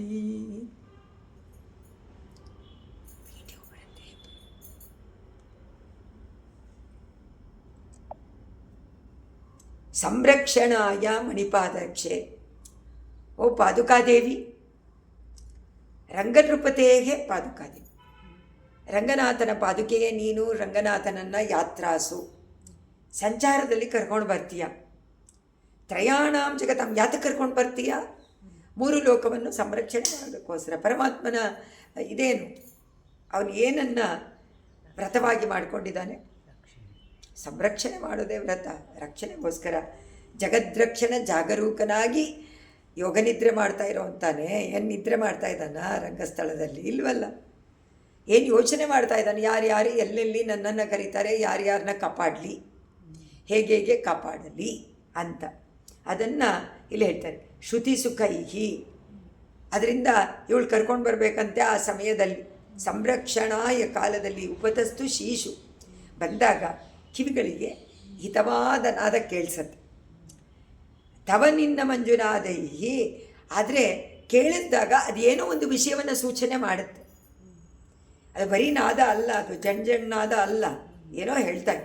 ಅದೇನು ಹೇಳಬೇಕು? ಅದು ಸ್ವಸ್ತಿ ವಾಚನ. ಏನೂ ಇಲ್ಲ, ಒಳ್ಳೆಯದಾಗಲಿ, ಭಯ ಪಟ್ಕೋಬೇಡ, ಸ್ವಸ್ತಿ.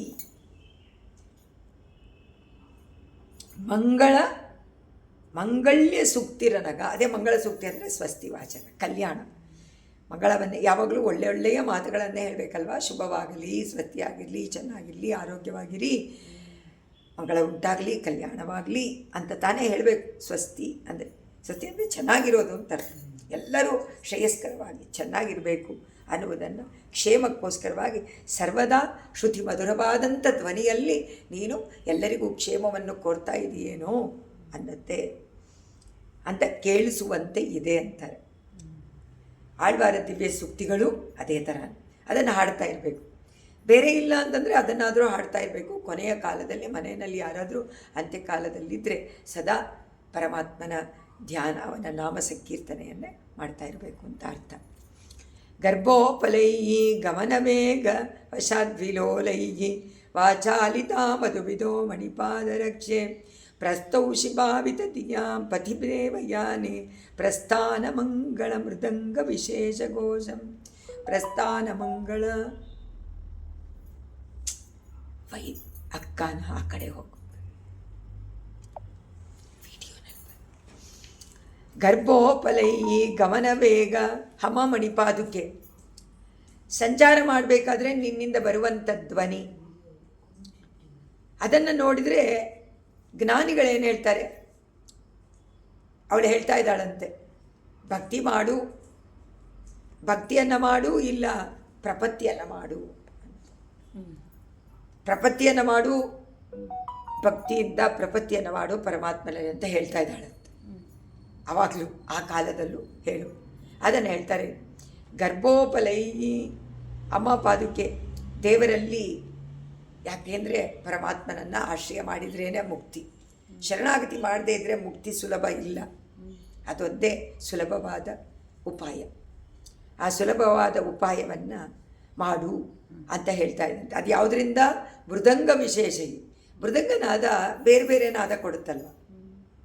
ಈಗ ಮೃದಂಗ ಒಂದು ತಾಳಕ್ಕೆ ತಕ್ಕಂತೆ ಇನ್ನೊಂದು ತಾಳದಲ್ಲಿ ಬೇರೆ ಬೇರೆ ಧ್ವನಿಗಳಿವೆ. ರಾಗನೂ ಅಷ್ಟೇ, ಒಂದು ರಾಗದಂತೆ ಇನ್ನೊಂದು ರಾಗದಲ್ಲಿ ಇಲ್ಲ, ಬೇರೆಯೇ ಸಪ್ರೇಟಾಗಿ. ಅದನ್ನು ಇಲ್ಲಿ ತಗೊಂಡಿದ್ದಾರೆ. ಈಗ ವೈಭವವನ್ನು ವಿಸ್ತಾರವಾಗಿ ಹೇಳಬೇಕು, ಅದಕ್ಕೆಲ್ಲ ಸ್ವಲ್ಪ ಅದಕ್ಕೆ ಅಲಂಕಾರ ಮಾಡಬೇಕು. ಈಗ ರಾಗ ಸುಮ್ಮನೆ ಸರಿಗ ಮಪದ ನಿಸ ಸನಿತಪ ಮಗರಿಸ ಅಂತ ಅರೋಣ ಅವರೋಣ ಹೇಳಿದ್ರೆ ಚೆನ್ನಾಗಿರಲ್ಲ. ಅದಕ್ಕೇನು ಮಾಡ್ತಾರೆ? ಅಲಂಕಾರ ಮಾಡ್ತಾರೆ. ಇಲ್ಲಿಂದಲ್ಲಿ ಹೋಗ್ತಾರೆ, ಮಧ್ಯದಿಂದಲೇ ಸಂಚಾರ. ಆ ಸಪ್ತ ಸ್ವರಗಳಲ್ಲಿ ಸಂಚಾರ ಮಾಡಿ ಬೇರೆ ಬೇರೆ ನಾದಗಳು ಉಂಟಾಗುತ್ತೆ, ಬೇರೆ ಬೇರೆ ವಿಷಯವನ್ನು ಹೇಳುವಂತೆ. ಆ ಮೃದಂಗದಲ್ಲೂ ಅದೇ ತರಹ ತಾಳ ವಿಶೇಷ. ಅದು ಎರಡನ್ನೂ ಸೇರಿಸ್ಕೊಂಡಿದ್ದಾರೆ. ಈಗ ಯಾತ್ರೆಗೆ ಹೋಗಬೇಕಾದ್ರೆ ಪರಮಾತ್ಮನ ಹಿಂದೆ ತಾಳ ಮೇಳ ಎಲ್ಲನೂ ಹೋಗುತ್ತೆ ತಾನೇ. ಅದರಿಂದ ಬೇರೆ ಬೇರೆ ನಾದಗಳೆಲ್ಲ ಕೇಳಿಸ್ತಾ ಇರುತ್ತೆ. ಅದರಿಂದ ಆಗ ಮಂಗಳಕ್ಕೆ ಉತ್ತಮವಾದ ವಾದ್ಯ ಅದು. ಮಂಗಳ ಧ್ವನಿಗೆ ಡೋಲು ಮತ್ತು ಮೃದಂಗ ಇದು ಮಂಗಳವಾದ್ಯ. ಆ ಯಾತ್ರೆ ಅನ್ನುವಂಥ ಮಂಗಳಕ್ಕೆ ಉತ್ತಮವಾದ ವಾದ್ಯ, ಪರಮಾತ್ಮನ ಯಾತ್ರೆಗೆ ಉತ್ತಮ ವಾದ್ಯ ಅದು. ಆದರೆ ಈ ಯಾತ್ರೆಗೆ ಒಬ್ಬ ಜೀವಾತ್ಮ ಯಾತ್ರೆಯನ್ನು ಮಾಡಬೇಕಾದ್ರೆ ಅದಕ್ಕೆ ಮಂಗಳವಾದ ಬೇಕಲ್ಲ. ಅದು ಮಂಗಳನಾದ, ಪಾದುಕೆಯ ನಾದ, ಮಂಜುಳನಾದ, ಇಂಪಾದ ನಾದ. ಅದನ್ನು ಹೇಳ್ತಾರೆ ಮಣಿಪಾದುಕೆ ತ್ವಂ ನೀನು ಗಮನವೇಗ ವಶಾತ್. ಸಂಚಾರದ ಕಾಲದಲ್ಲಿ ಬೇಗ ಬೇಗ ನಡಿಬೇಕು, ಗಮನಕ್ಕೆ ವಶವಾಗಿಬಿಟ್ಟಿದ್ದಾಳೆ. ಒಂದೊಂದು ಬಾರಿ ಒಂದೊಂದು ತರಹ ಪರಮಾತ್ಮನನ್ನು ನಡ್ಸ್ಕೊಂಡು ಬರಬೇಕು ಎಲ್ವಾ. ಕುದುರೆ ಮೇಲೆ ಹೋದಾಗ ಜೋರಾಗಿ ಹೋಗಬೇಕು, ಆನೆ ಮೇಲೆ ಹೋದಾಗ ನಿಧಾನಕ್ಕೆ ಹೋಗಬೇಕು, ಗಜ ನಡೆ. ಸರ್ಪದಂತೆ ಹೋದಾಗ ಚೊಸ್ ಅಂತ ಹೊಟ್ಟೋಗ್ಬಿಡ್ಬೇಕು. ಎಲ್ಲ ಇದೆ ಒಂದೊಂದು ನಡೆಗೆ, ಹಂಸ ನಡೆ, ಗಜ ನಡೆ. ಆದರೆ ಪರಮಾತ್ಮನಿಗೆ ರಾಮನಿಗೆ ಹೇಳಿದ್ದು ಯಾವುದು? ಶಾರ್ದೂಲ ವೃಷಭೋಪಮವು ಅಂತ. ಗಜಸಿಂಹ ಗತಿ ವೀರೋ ಶಾರ್ದೂಲವು ವೃಷಭೋಪಮವು ಅಂತೆ. ಅದು ಸಂಚಾರ ಪದ್ಧತಿನಲ್ಲಿ ನೋಡಿದ್ದೀವಿ. ಆ ತರಹ ಮಾಡ್ಕೊಂಡು ಬರ್ತಾಳೆ, ಕರ್ಕೊಂಡು ಬರ್ತಾಳೆ. ಆಗ ಇವರು ಹೇಳ್ತಾರೆ ವಿಲೋಲೈಹಿ. ವಿಲೋಲ ಲೀಲೆಯಿಂದ ಸುಮ್ಮನೆ ಈಗ ಒಂದೇ ಈ ಥರ ಏನು ಕೈಕಾಲಲ್ಲಾಡ್ತೆ ನಡೆಯೋಕ್ಕಾಗತ್ತಾ? ಸಾಧ್ಯನಾ? ನಡೆಯೇ ಅಲ್ಲ ಅದು. ಮುಂದೆ ಹೋಗುತ್ತೆ, ಮೈಯಿಂದ ಹೋಗುತ್ತೆ, ಹಿಂದೆ ಹೋಗುತ್ತೆ, ಲೀಲೆ ಅಲ್ಲಿ ಇಲ್ಲಿ ಹೋಗೇ ಹೋಗುತ್ತೆ. ಆ ಲೀಲೆ ಅಂತೆ. ಆಗ ಧ್ವನಿ ಒಂದೊಂದು ತರಹ ಬರುತ್ತೆ. ಅದನ್ನೇ ಹೇಳ್ತಾರೆ ವಿಲೋಲೈಹಿ ಗರ್ಭೋಪಲೈಹಿ. ಗರ್ಭದಲ್ಲಿ ಉಪಲ ಉಂಟಾಗುವಂತಹ ಶಬ್ದ. ಪಾದುಕಾದೇವಿ ಗರ್ಭದಲ್ಲಿರುವಂಥ ರತ್ನಗಳ ಘರ್ಷಣೆಯಿಂದ ಉಂಟಾಗುವಂಥ ಶಬ್ದ ಗರ್ಭೋಪಲೈಹಿ ಅಂತ. ಅದು ಹೇಗಿರುತ್ತೆ? ರತ್ನಗಳಿಂದ ವಾಚಾಲಿತ, ಮಾತಾಡುವಂತೆ ಇದೆ. ಪಾದುಕಾದೇವಿ ಮಾತಾಡೋಕ್ಕೋಸ್ಕರನೇ ಅದನ್ನು ಹಾಕ್ಕೊಂಡಿದ್ದಾಳಂತೆ. ಇಲ್ಲೇ ಅಂದರೆ ಇಲ್ವೇ ಇಲ್ವಲ್ಲ, ಶಬ್ದನೇ ಇಲ್ವಲ್ಲ, ಬರೀ ದರ್ಶನ ಮಾತ್ರ. ಅದರಿಂದ ಶಬ್ದನೂ ಇದ್ದರೆ ಕಿವಿಗೂ ಆಗಬೇಕಲ್ಲ, ನಾದ ಉಪದೇಶ ಆಗಬೇಕು. ಮಾಡೋದ್ರಿಂದ ಪ್ರಸ್ಥಾನ ಮಂಗಳ, ಪರಮಾತ್ಮನ ಪ್ರಸ್ಥಾನಕ್ಕೆ ಮಂಗಳವಾದ್ಯದಂತೆ ಇದೆ. ಕಲ್ಯಾಣಕ್ಕೋಸ್ಕರ ಮೃದಂಗನಾದ ಘೋಷಂ ಪ್ರತೌಷಿ ಉಂಟು ಮಾಡ್ತೀಯ. ಅದರಿಂದ ಇದು ದೇವಯಾನ, ಅರ್ಚಿರಾದಿಯಾನ ಎಲ್ಲ ಉಂಟೋ ಇಲ್ವೋ? ಆ ಯಾನದಲ್ಲಿ ಪ್ರಯಾಣ ಮಾಡಬೇಕಾದ್ರೆ ಪರಮಾತ್ಮನ ಯಾನ ರಂಗಯಾನ. ಅದು ಪ್ರತಿನಿತ್ಯ 360 ದಿವಸ ಶ್ರೀರಂಗ ಕ್ಷೇತ್ರದಲ್ಲಿ ರಂಗನಾಥನ ಉತ್ಸವ. ಆದರೆ ಪ್ರತಿನಿತ್ಯನೂ ಯಾರ್ಯಾರಾದರೂ ಹೋಗ್ತಾ ಇರ್ತಾರಲ್ವ, ಪ್ರಯಾಣ ಮಾಡ್ತಾರೆ. ಆ ಪ್ರಯಾಣ ಕಾಲದಲ್ಲಿ ಮಂಗಳನಾದ ಬೇಕಲ್ಲ. ಯೋಚನೆ ಮಾಡಬೇಡಿ, ನಿಮ್ಮನ್ನು ದೇವಯಾನದಲ್ಲಿ ಕರ್ಕೊಂಡು ಹೋಗ್ತಾ ಇದ್ದಾನೆ, ಅರ್ಚರಾದಿ ಮಾರ್ಗದಲ್ಲಿ ನೀವು ಹೋಗ್ತಾ ಇದ್ದೀರಾ ಅಂತ ಅವಳು ಪಾದುಕಾದೇವಿ ಹೇಳಿ ಹೇಳಿ ಅವರಿಗೆ ಆ ಮಂಗಳನಾದವನ್ನು ಮಾಡ್ತಾಳೆ. ಕೇಳಿದ ತಕ್ಷಣ ಒಳ್ಳೆ ಸಂತೋಷ ಉಂಟಾಗತ್ತೆ. ಆನಂದದಿಂದ ಭಗವಂತನ ಜೊತೆಯಲ್ಲಿ ಅರ್ಚರಾದಿ ಮಾರ್ಗದಲ್ಲಿ ಪ್ರಯಾಣ ಬೆಳೆಸ್ಬೋದು ಅಂತ ಇಲ್ಲಿ ಕೇಳ್ಕೊಳ್ತಾರೆ. ಮಹಿಮೆ ಗೊತ್ತಿರೋವ್ರಿಗೆ ಅದು ಅರ್ಥ ಆಗುತ್ತೆ. ಇದು ಗೊತ್ತಿದ್ದರೆ ವಿಷಯ ಜ್ಞಾನ ಇದ್ದರೆ ಓಹೋ ಇದು ಇದು ಅಂತ. ಇಷ್ಟೆಲ್ಲ ನಾವು ಪಾದುಕಾ ಶಾಸ್ತ್ರವನ್ನು ಹೇಳಿ ಅರ್ಥಗಳನ್ನು ಕೇಳಿದ್ರೂ ಆ ಕಾಲದಲ್ಲಿ ಬರುತ್ತೋ ಇಲ್ವೋ ಗೊತ್ತಿಲ್ಲ, ಯಾರಿಗೆ ಬರುತ್ತೋ ಗೊತ್ತಿಲ್ಲ. ಅದು ಭಗವಂತನ ಇಚ್ಛೆ, ಅವನು ಕೊಡಬೇಕು, ಅವನು ಕೊಟ್ಟರೆ ಮಾತ್ರ ಆಗುತ್ತೆ, ಪಾದುಕಾದೇವಿ ಕೊಟ್ಟರೆ ಆಗತ್ತೆ ಅಂತಲೂ ಅರ್ಥ. ಅದರಿಂದ ನಮ್ಮಾಳ್ವಾರ್ ಆಚಾರ್ಯ ಅನುಗ್ರಹದಿಂದ ಪರಮಪದ ಮಾರ್ಗವನ್ನು ಅವರ ಕಡೆಯ ತಿರುವಾಯ್ಮೊಳಿಯ ಕಡೆಯ ಶತಕದಲ್ಲಿ ಕಡೆಯ 9 ತಿರುಮೊಳಿನಲ್ಲಿ ಶೂಳ್ವಿ ಶುಂಬಡಿ ಮುಗಿಲ್ ತೂರಿಯ ಮುಳಕ್ಕಿನ ಆ 10 ಪಾಶರದಲ್ಲಿ ಆ ಯಾನವನ್ನು ಅರ್ಚರಾದಿ ಯಾನದ ವಿಷಯವನ್ನು ಸಂಪೂರ್ಣವಾಗಿ ಅನುಭವಿಸಿ ಹಾಡಿಕೊಟ್ಟಿದ್ದಾರೆ, ವಿಸ್ತಾರವಾಗಿ ಹಾಡಿದ್ದಾರೆ. ಪ್ರಪನ್ನ ಜನ ಕೂಟಸ್ಥರಾನ ನಮ್ಮಾಳ್ವಾರವರಿಗೆ ಯಾರವರನ್ನು ನೆನೆಸ್ಕೊಂಡ್ರೂ ಸಾಕು, ಅಲ್ಲಿ ಬಂದು ಪಾದುಕೆಯನ್ನು ಒಂದು ಸತಿ ತಲೆ ಮೇಲೆ ಇಟ್ಕೊಂಡ್ರೂ ಸಾಕು, ಅವರಿಗೆಲ್ಲ ಅರ್ಚರಾದಿ ಮಾರ್ಗದಲ್ಲಿ ಹೋಗುವಂತೆ ಅನುಗ್ರಹ ಮಾಡ್ತಕ್ಕೂ ತಮ್ಮ ಕೂಟಕ್ಕೆ ಸೇರಿಸ್ಕೊಂಡ್ಬಿಡ್ತಾರೆ. ರಾಮಾನುಜರು ಅದಕ್ಕೆ ಸೀಲ್ ಹಾಕ್ಬಿಟ್ಟಿದ್ದಾರೆ. ಪ್ರಪಂಚ ಜನರಿಗೆ ರಾಮಾನುಜರು ಸೀಲ್ ಯಾರ ಹತ್ರ ಹಾಕಿಸಿದ್ರು? ರಂಗನಾಥನ ಹತ್ರ. ರಾಮಾನುಜ ಅಂತ ಹೇಳಿದರೆ ಸಾಕು, ಅವರಿಗೆಲ್ಲ ನೀನು ಕೊಡಬೇಕು, ವೈಕುಂಠ ಕೊಡಬೇಕು ಅಂತ ತೊಗೊಂಡ್ಬಿಟ್ಟಿದ್ದಾರೆ ಅವನ ಹತ್ರ. ಏನು ವೀಸಾ ತೊಗೊಂಡು ಇಟ್ಬಿಟ್ಟಿದ್ದಾರೆ, ಯಾರು ಬೇಕಾದರೂ ಎತ್ಕೊಂಡು ಹೋಗ್ಬಿಡ್ಬೋದು. ಚೀಟಿ ಕೊಟ್ಟರೆ ಸಾಕು ರಾಮಾನುಜರು. ಅವಳು ಕೇಳ್ಕೊಳ್ತಾಳಲ್ಲ ಹಾಲು ಮಾರೋಳು, ನಾನು ತಿರುಮಲೆಗೆ ಹೋಗ್ತೀನಿ ಅಂತಾಳೆ ಅವಳು. ಅವಳಿಗೆ ನೋಡಿ ಅದು ಪ್ರತಿಪತ್ತಿ. ಆದರೆ ಕೇಳಿದ್ದೆ, ನೀವು ಲೆಟ್ರ್ ಕೊಡಿ ಅಂತಾಳೆ. ಅದೇ ತಾನೇ ರೆಕಮೆಂಡೇಶನ್ ಲೆಟರ್. ಪುರುಷಕಾರ ಆಚಾರ್ಯರ ಪುರುಷಕಾರ. ಅದಕ್ಕೆ ಆಚಾರ್ಯ ಮುಖೇನಾನೇ ಶರಣಾಗತಿ ಮಾಡಬೇಕು. ಅವ್ರು ಬರೀದೇ ಇದ್ದರೂ ಅವ್ರು ಕಟಾಕ್ಷ ಬಿದ್ದರೆ ಸಾಕು, ಮೋಕ್ಷ ಖಂಡಿತ. ಅದರಿಂದ ಆಚಾರ್ಯ ಉಕ್ತಿನಲ್ಲಿ ಶರಣಾಗತಿಯನ್ನು ಮಾಡಿ, ಬೇರೆ ಬೇರೆ ಇದೆ ಶರಣಾಗತಿ ಮಾಡಬೇಕು. ಅದರಿಂದ ಇಲ್ಲಿ ಮುಕ್ತಾತ್ಮನ ವೈಭವವನ್ನು ಹಾಡಿರುವಂತಹ ಅರ್ಚರಾದಿ ಯಾನದಲ್ಲಿ ಯಾವ ರೀತಿ ಮುಕ್ತಾತ್ಮ ನನ್ನ ಪರಮಾತ್ಮ ಕರ್ಕೊಂಡು ಹೋಗ್ತಾನೆ, ಪ್ರಯಾಣ ಮಾಡ್ತಾನೆ ಅನ್ನೋದನ್ನು ತಿಳಿಸಿ ಅದಕ್ಕೆ ಮಂಗಳವಾದ ನಾದ ಯಾರು? ಪಾದುಕಾದೇವಿ. ಸುಮ್ಮನೆ ನಾದ ಆಗತ್ತಾ? ಪರಮಾತ್ಮನನ್ನು ಕರ್ಕೊಂಡು ಬಂದರೆ ತಾನೇ ನಾದ. ಅವಳು ಕರ್ಕೊಂಡು ಬರ್ತಾಳೆ, ದರ್ಶನವನ್ನು ಮಾಡಿಸ್ತಾಳೆ, ಆಶ್ವಾಸನೆಯನ್ನು ಕೊಡ್ತಾಳೆ, ಮಂಗಳನ ವಾದ್ಯವನ್ನು ಮಾಡಿ ತೂರ್ಯ ಘೋಷ ಉಂಟಾಗತ್ತೆ. ಆಗ ಆ ಘೋಷ ಎಲ್ಲಿಗೆ ಹೋಗ್ತಾ ಇದ್ದಾನೆ ಮುಕ್ತಾತ್ಮ? ವೈಕುಂಠಕ್ಕೆ ಪ್ರಯಾಣ ಮಾಡ್ತಾ ಇದ್ದಾನೆ ಅಂತ ಮಂಗಳ ನಾದ ಉಂಟಾಗುತ್ತೆ. ಪರ್ಯಂಕಮಾಶ್ರಿತವತೋ ಮಣಿಪಾದುಕೆ ತ್ವಂ ಪಾದಂಬಿಕಾಯ ಪರಿಕಲ್ಪಿತ ಮೌನ ಮುದ್ರಾ ಶ್ರೋತುಂ ಪ್ರಭೋರವಸರಂ ದಿಶಸೀವ ಮಾತಗ ನಾಭಿ ಸರೋಜ ಶೈತಾರ್ಭಕ ಸಾಮಗೀತಿಂ. ಇಲ್ಲಿ ನಾದ ಪದ್ಧತಿ ಅಂತ ಇದಕ್ಕೆ ಹೆಸರು. ನಾದವೇ ಮುಖ್ಯ. ಆದರೆ ಈ ನಾದ ಪದ್ಧತಿನಲ್ಲಿ ಮೌನವನ್ನು ಇಲ್ಲಿ ಕೇಳ್ತಾ ಇದ್ದಾರೆ. ಈಗ ಇಷ್ಟು ಹೊತ್ತು ಅಂತ್ಯಕಾಲದಲ್ಲಿ ಕೇಳ್ಕೊಂಡು ಈಗ ಕೊನೆಯವರೆಗೂ ನಾದ ಮಾಡುವುದೇ ವರ್ಣನೆ ಮಾಡಬೇಕಲ್ವ. ಆದರೆ ಇಲ್ಲಿ ಮೌನವನ್ನು 3 ಪದ್ಯಗಳಲ್ಲಿ ಮೌನದ ವರ್ಣನ ಮಾಡಿದ್ದಾರೆ. ಇಲ್ಲಿಂದ 442, 43, 44 ಮೌನ ಯಾತಕ್ಕೆ, ಹೇಗೆ, ಅದಕ್ಕೆ ಇವರು ಹೇಳ್ತಾರೆ. ಇದು ಸರಿನಾ ಅಂದರೆ, ರಂಗನಾಥನ ಸಂಚಾರವಿದ್ದಾಗ ಪಾದುಕೆ ಧ್ವನಿ ಮಾಡ್ತಾಳೆ, ಬಂದೇ ಬರುತ್ತೆ ಮಂಗಳವಾದ್ಯ. ಆದರೆ ಪರ್ಯಂಕಾಸನದಲ್ಲಿ ಈಗ ಸಂಚಾರ ಎಲ್ಲ ಆಗೋಯ್ತು, ಏಕಾಂತ ಸೇವೆ ಆಗೋಯ್ತು. ಆಮೇಲೆ ಪರ್ಯಂಕ ಅಂಥೇಳಿ ಲಾಲಿ ಲಾಲಿ ತಾಲೇಲೋ ಅಂಥೇಳಿ ಅವನನ್ನು ಪವಡಿಸು ಪರಮಾತ್ಮ ಅಂಥೇಳಿ ಮಲಗಿಸಿ ಆಯಿತು. ಪರ್ಯಂಕಾಸನದಲ್ಲಿ ಶಬ್ದ ಉಂಟಾ? ಇಲ್ಲ, ಅಲ್ಲಿ ಶಬ್ದ ಇಲ್ಲ, ಮೌನ ತಾನೆ. ಪಾದಕ್ಕೆ ಗಂಭೀರವಾಗಿ ಚಿಪ್ಪಂತ ಇರಬೇಕು ತಾನೆ. ಆಗ ಮೌನ ತಾನೇ ಮುಖ್ಯ. ಅದರಿಂದ ಹೇಳ್ತಾರೆ ಶಬ್ದಕ್ಕೆ ಕಾರಣನೇ ಇಲ್ಲ, ಹೆಜ್ಜೆ ಇಡ್ತಾ ಇಲ್ವಲ್ಲ. ಹೆಜ್ಜೆ ಇಟ್ಟರೆ ತಾನೇ ಪಾದಕ್ಕೆ ಮುಂದೆ ಹೋಗುತ್ತೆ, ಶಬ್ದ ಬರುತ್ತೆ. ಮಲ್ಕೊಂಡ್ಬಿಟ್ಟಾಯ್ತಲ್ಲ, ಶಯನೋತ್ಸವ ಇಲ್ಲವೇ ಇಲ್ಲ. ಅದನ್ನು ನೋಡಿದರೆ ದೇವರ ನಾಭಿ ಕಮಲದಲ್ಲಿ ಬ್ರಹ್ಮ ಇದ್ದಾನಲ್ಲ, ಅವನು ಸಾಮಗಾನ ಮಾಡ್ತಾ ಇದ್ದಾನ. ಅವನು ಸಾಮಗಾನ ಮಾಡ್ತಾ ಪರಮಾತ್ಮನಿಗೆ ಲಲ್ಲಬಿ ಹಾಡ್ತಾ ಇದ್ದಾನೆ. ಅದು ತುಂಬ ಇಂಪಾಗಿದೆಯಂತೆ. ಅದಕ್ಕೆ ಪಾದುಕಾದೇವಿ ಮೌನ ಆಗಿಬಿಟ್ಲು. ಅದನ್ನು ಕೇಳೋಣ. ಅದನ್ನು ಹೇಳಿದ್ದಾರೆ ಇಲ್ಲಿ. ಮೌನ ಯಾಕೆ ಅಂತ ವಿಚಾರ ಮಾಡಿಕೊಂಡು ಸ್ವಾಮಿ ದೇಶಿಕರು ಹೇಳ್ತಾರೆ, ಸಾಮಗಾನ ಕೇಳಿಸ್ತಾ ಇದೆ ಪರಮಾತ್ಮ, ಅವನು ಗಾನಪ್ರಿಯ, ಸಾಮಗಾನಪ್ರಿಯ. ಅದನ್ನು ಕೇಳ್ತಾ ಕೇಳ್ತಾ ಕೇಳ್ತಾ ಇರೋದ್ರಿಂದ ಇವಳಿಗೂ ಅದು ತುಂಬ ಕರ್ಣಾಮೃತವಾಗಿದೆ.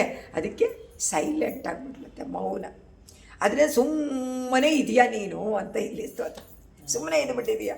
ಅಮ್ಮ ಮಣಿಪಾದುಕೆ ಮಾತಕ ಅಮ್ಮ ತ್ವಂ ನೀನು ಪರ್ಯಂಕಮಾಶ್ರಿತವತಗ. ಪರಮಾತ್ಮ ಪರ್ಯಂಕಾಸನವನ್ನು ಸ್ವೀಕಾರ ಮಾಡಿಬಿಟ್ಟಿದ್ದಾನೆ. ಆಶ್ರಿತವತೋ ಪ್ರಭೋ, ಪ್ರಭುವಾದ ರಂಗನಾಥ. ಆಗ ಪಾದಂಬಿಗಾಯ, ಆಗ ನೀನು ಪಾದವನ್ನು ಬಿಟ್ಬಿಟ್ಟೆ. ನಿನ್ನನ್ನು ಒಂದು ಇದಿದೆಯಲ್ಲ, ಪೀಠ ಇದೆ, ಅದರ ಮೇಲೆ ವಿಜಯ ಮಾಡಿಸ್ಬಿಡ್ತಾರೆ. ಅದರಿಂದ ಆದರೆ ಅಲ್ಲೇ ಇರ್ತಾಳೆ, ಎಲ್ಲೂ ಹೋಗಲ್ಲ, ಅಂತಃಪುರದಲ್ಲೇ ಇರ್ತಾಳೆ, ಪಾದದ ಹತ್ರನೇ ಇರ್ತಾಳೆ. ಆದರೆ ಬಿಟ್ಟಾಯಿತು. ಆಶ್ರಿತವತಿ. ಆಗ ಸರೋಜ, ನಾಭಿ ಸರೋಜ ಶಯಿತ. ಮಲ್ಕೊಂಡಿರುವಂತಹ ಪರಮಾತ್ಮನ ನಾಭಿನಲ್ಲಿ ಒಂದು ಸರೋಜ ಇದೆ. ಆ ಸರೋಜದಲ್ಲಿ ಇರುವಂಥವನು ಅರ್ಭಕ, ಬಾಲಕ. ಅರ್ಭಕ ಅಂದರೆ ಬಾಲಕ. ಯಾರು? ಪರಮಾತ್ಮನ ಬಾಲಕ ನಾಭಿ ಸರೋಜದಲ್ಲಿ ಚತುರ್ಮುಖ ಬ್ರಹ್ಮ. ಆ ಚತುರ್ಮುಖ ಬ್ರಹ್ಮ ಸಾಮಗೀತಿ ಶ್ರೋತುಂ. ಪರಮಾತ್ಮ ತನ್ನ ಮಗ ಮಾಡ್ತಾ ಇರುವಂತಹ ಸಾಮಗಾನವನ್ನು ಇವಳು ಕೇಳಲಿ ಅಂತ ಇವಳು ಮೌನ ಅಂತ ಹೇಳಿ, ಶ್ರೋತುಂ ಕೇಳೋಕ್ಕೋಸ್ಕರವಾಗಿ ಅವಸರಂ ದಿಶಸಿವ. ಕೊಡಬೇಕಲ್ವ ಚಾನ್ಸ್ ಎಲ್ರಿಗೂ. ಯಾರ್ಯಾರು ಪರಮಾತ್ಮನನ್ನು ಸೇವೆ ಮಾಡ್ತಾರೋ ಅವರಿಗೆ ಕ್ರಮದಲ್ಲಿ ಹೇಳಕ್ಕಂತೆ. ಈಗ ಶಾತುಮೊರೆ ಅಂದರೆ ಏನು ಹೇಳ್ತಾರೆ?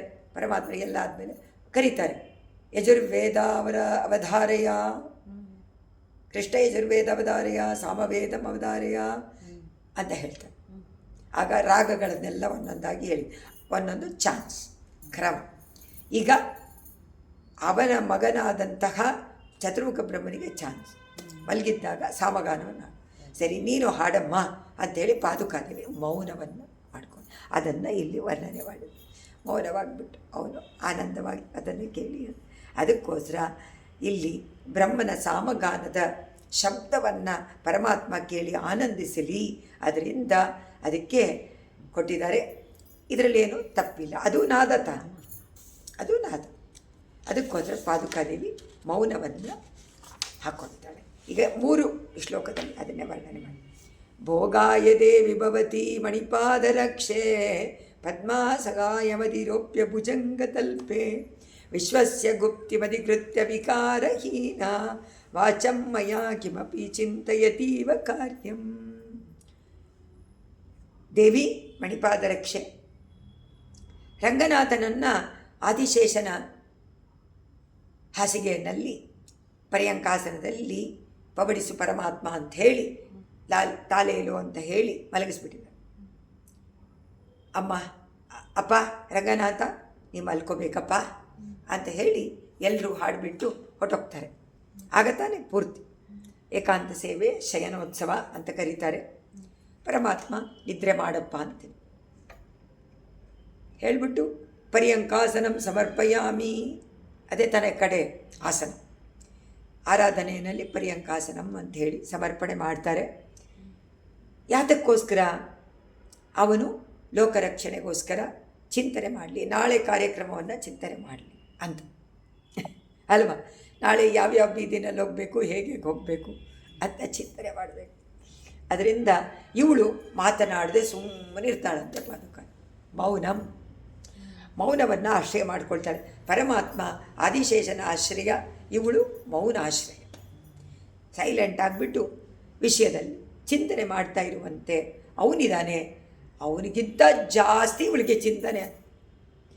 ಇವಳು ಯೋಗಕ್ಷೇಮಂ ವಹಾಮ್ಯಂ ಅಂತ ಪರಮಾತ್ಮ ಹೇಳ್ತಾನೆ. ಇವಳು ನಾನು ತ್ರೈಲೋಕ್ಯ ಯೋಗಕ್ಷೇಮಂ ಅಂತ ಹೇಳಿ ಎಲ್ಲ ಲೋಕದ ಈ ಕ್ಷೇಮವನ್ನು ನಾನು ಚಿಂತನೆ ಮಾಡ್ತೀನಿ ಅಂತ ಇವಳು ಮೌನವಾಗಿದ್ದಾಳಂತೆ ಅಂತ ದೇಶಿಕರಿಗೆ ಅನ್ಸತ್ತೆ. ಬೇರೆ ಏನಕ್ಕಲ್ಲ. ಅಲ್ಲಿ ಸಾಮಗಾನ ಕೇಳಲಿ ಅಂತ ಕ್ರಮಕ್ಕೋಸ್ಕರ. ಇಲ್ಲಿ ಅವನು ಚಿಂತನೆ ಮಾಡೋಕ್ಕಿಂತ ನಾನೇ ಚಿಂತನೆ ಮಾಡಬೇಕು ಅಂತೇಳಿ ಇವಳು ಮಾಡ್ತಾಯಿದ್ದಾಳೆ. ಏನು ಮಾಡಬೇಕು ಅಂತ ಯೋಗಕ್ಷೇಮನೇ ಅದಕ್ಕೋಸ್ಕರ. ಅಥವಾ ನಿಂಗೇನಾದರೂ ನಿದ್ರೇನಾ ಇಲ್ಲಿ ಕೇಳ್ತಾರೆ ನೋಡಿ. ಅವ್ರು ಹೇಳ್ತಾರೆ ನೆಕ್ಸ್ಟ್ ಇದ್ರಲ್ಲಿ ಕೇಳ್ತಾರೆ ನಿದ್ರೆಗೋಸ್ಕರ. ಇಲ್ಲಿಗೆ ಏನು ಕೇಳಿದ್ದು?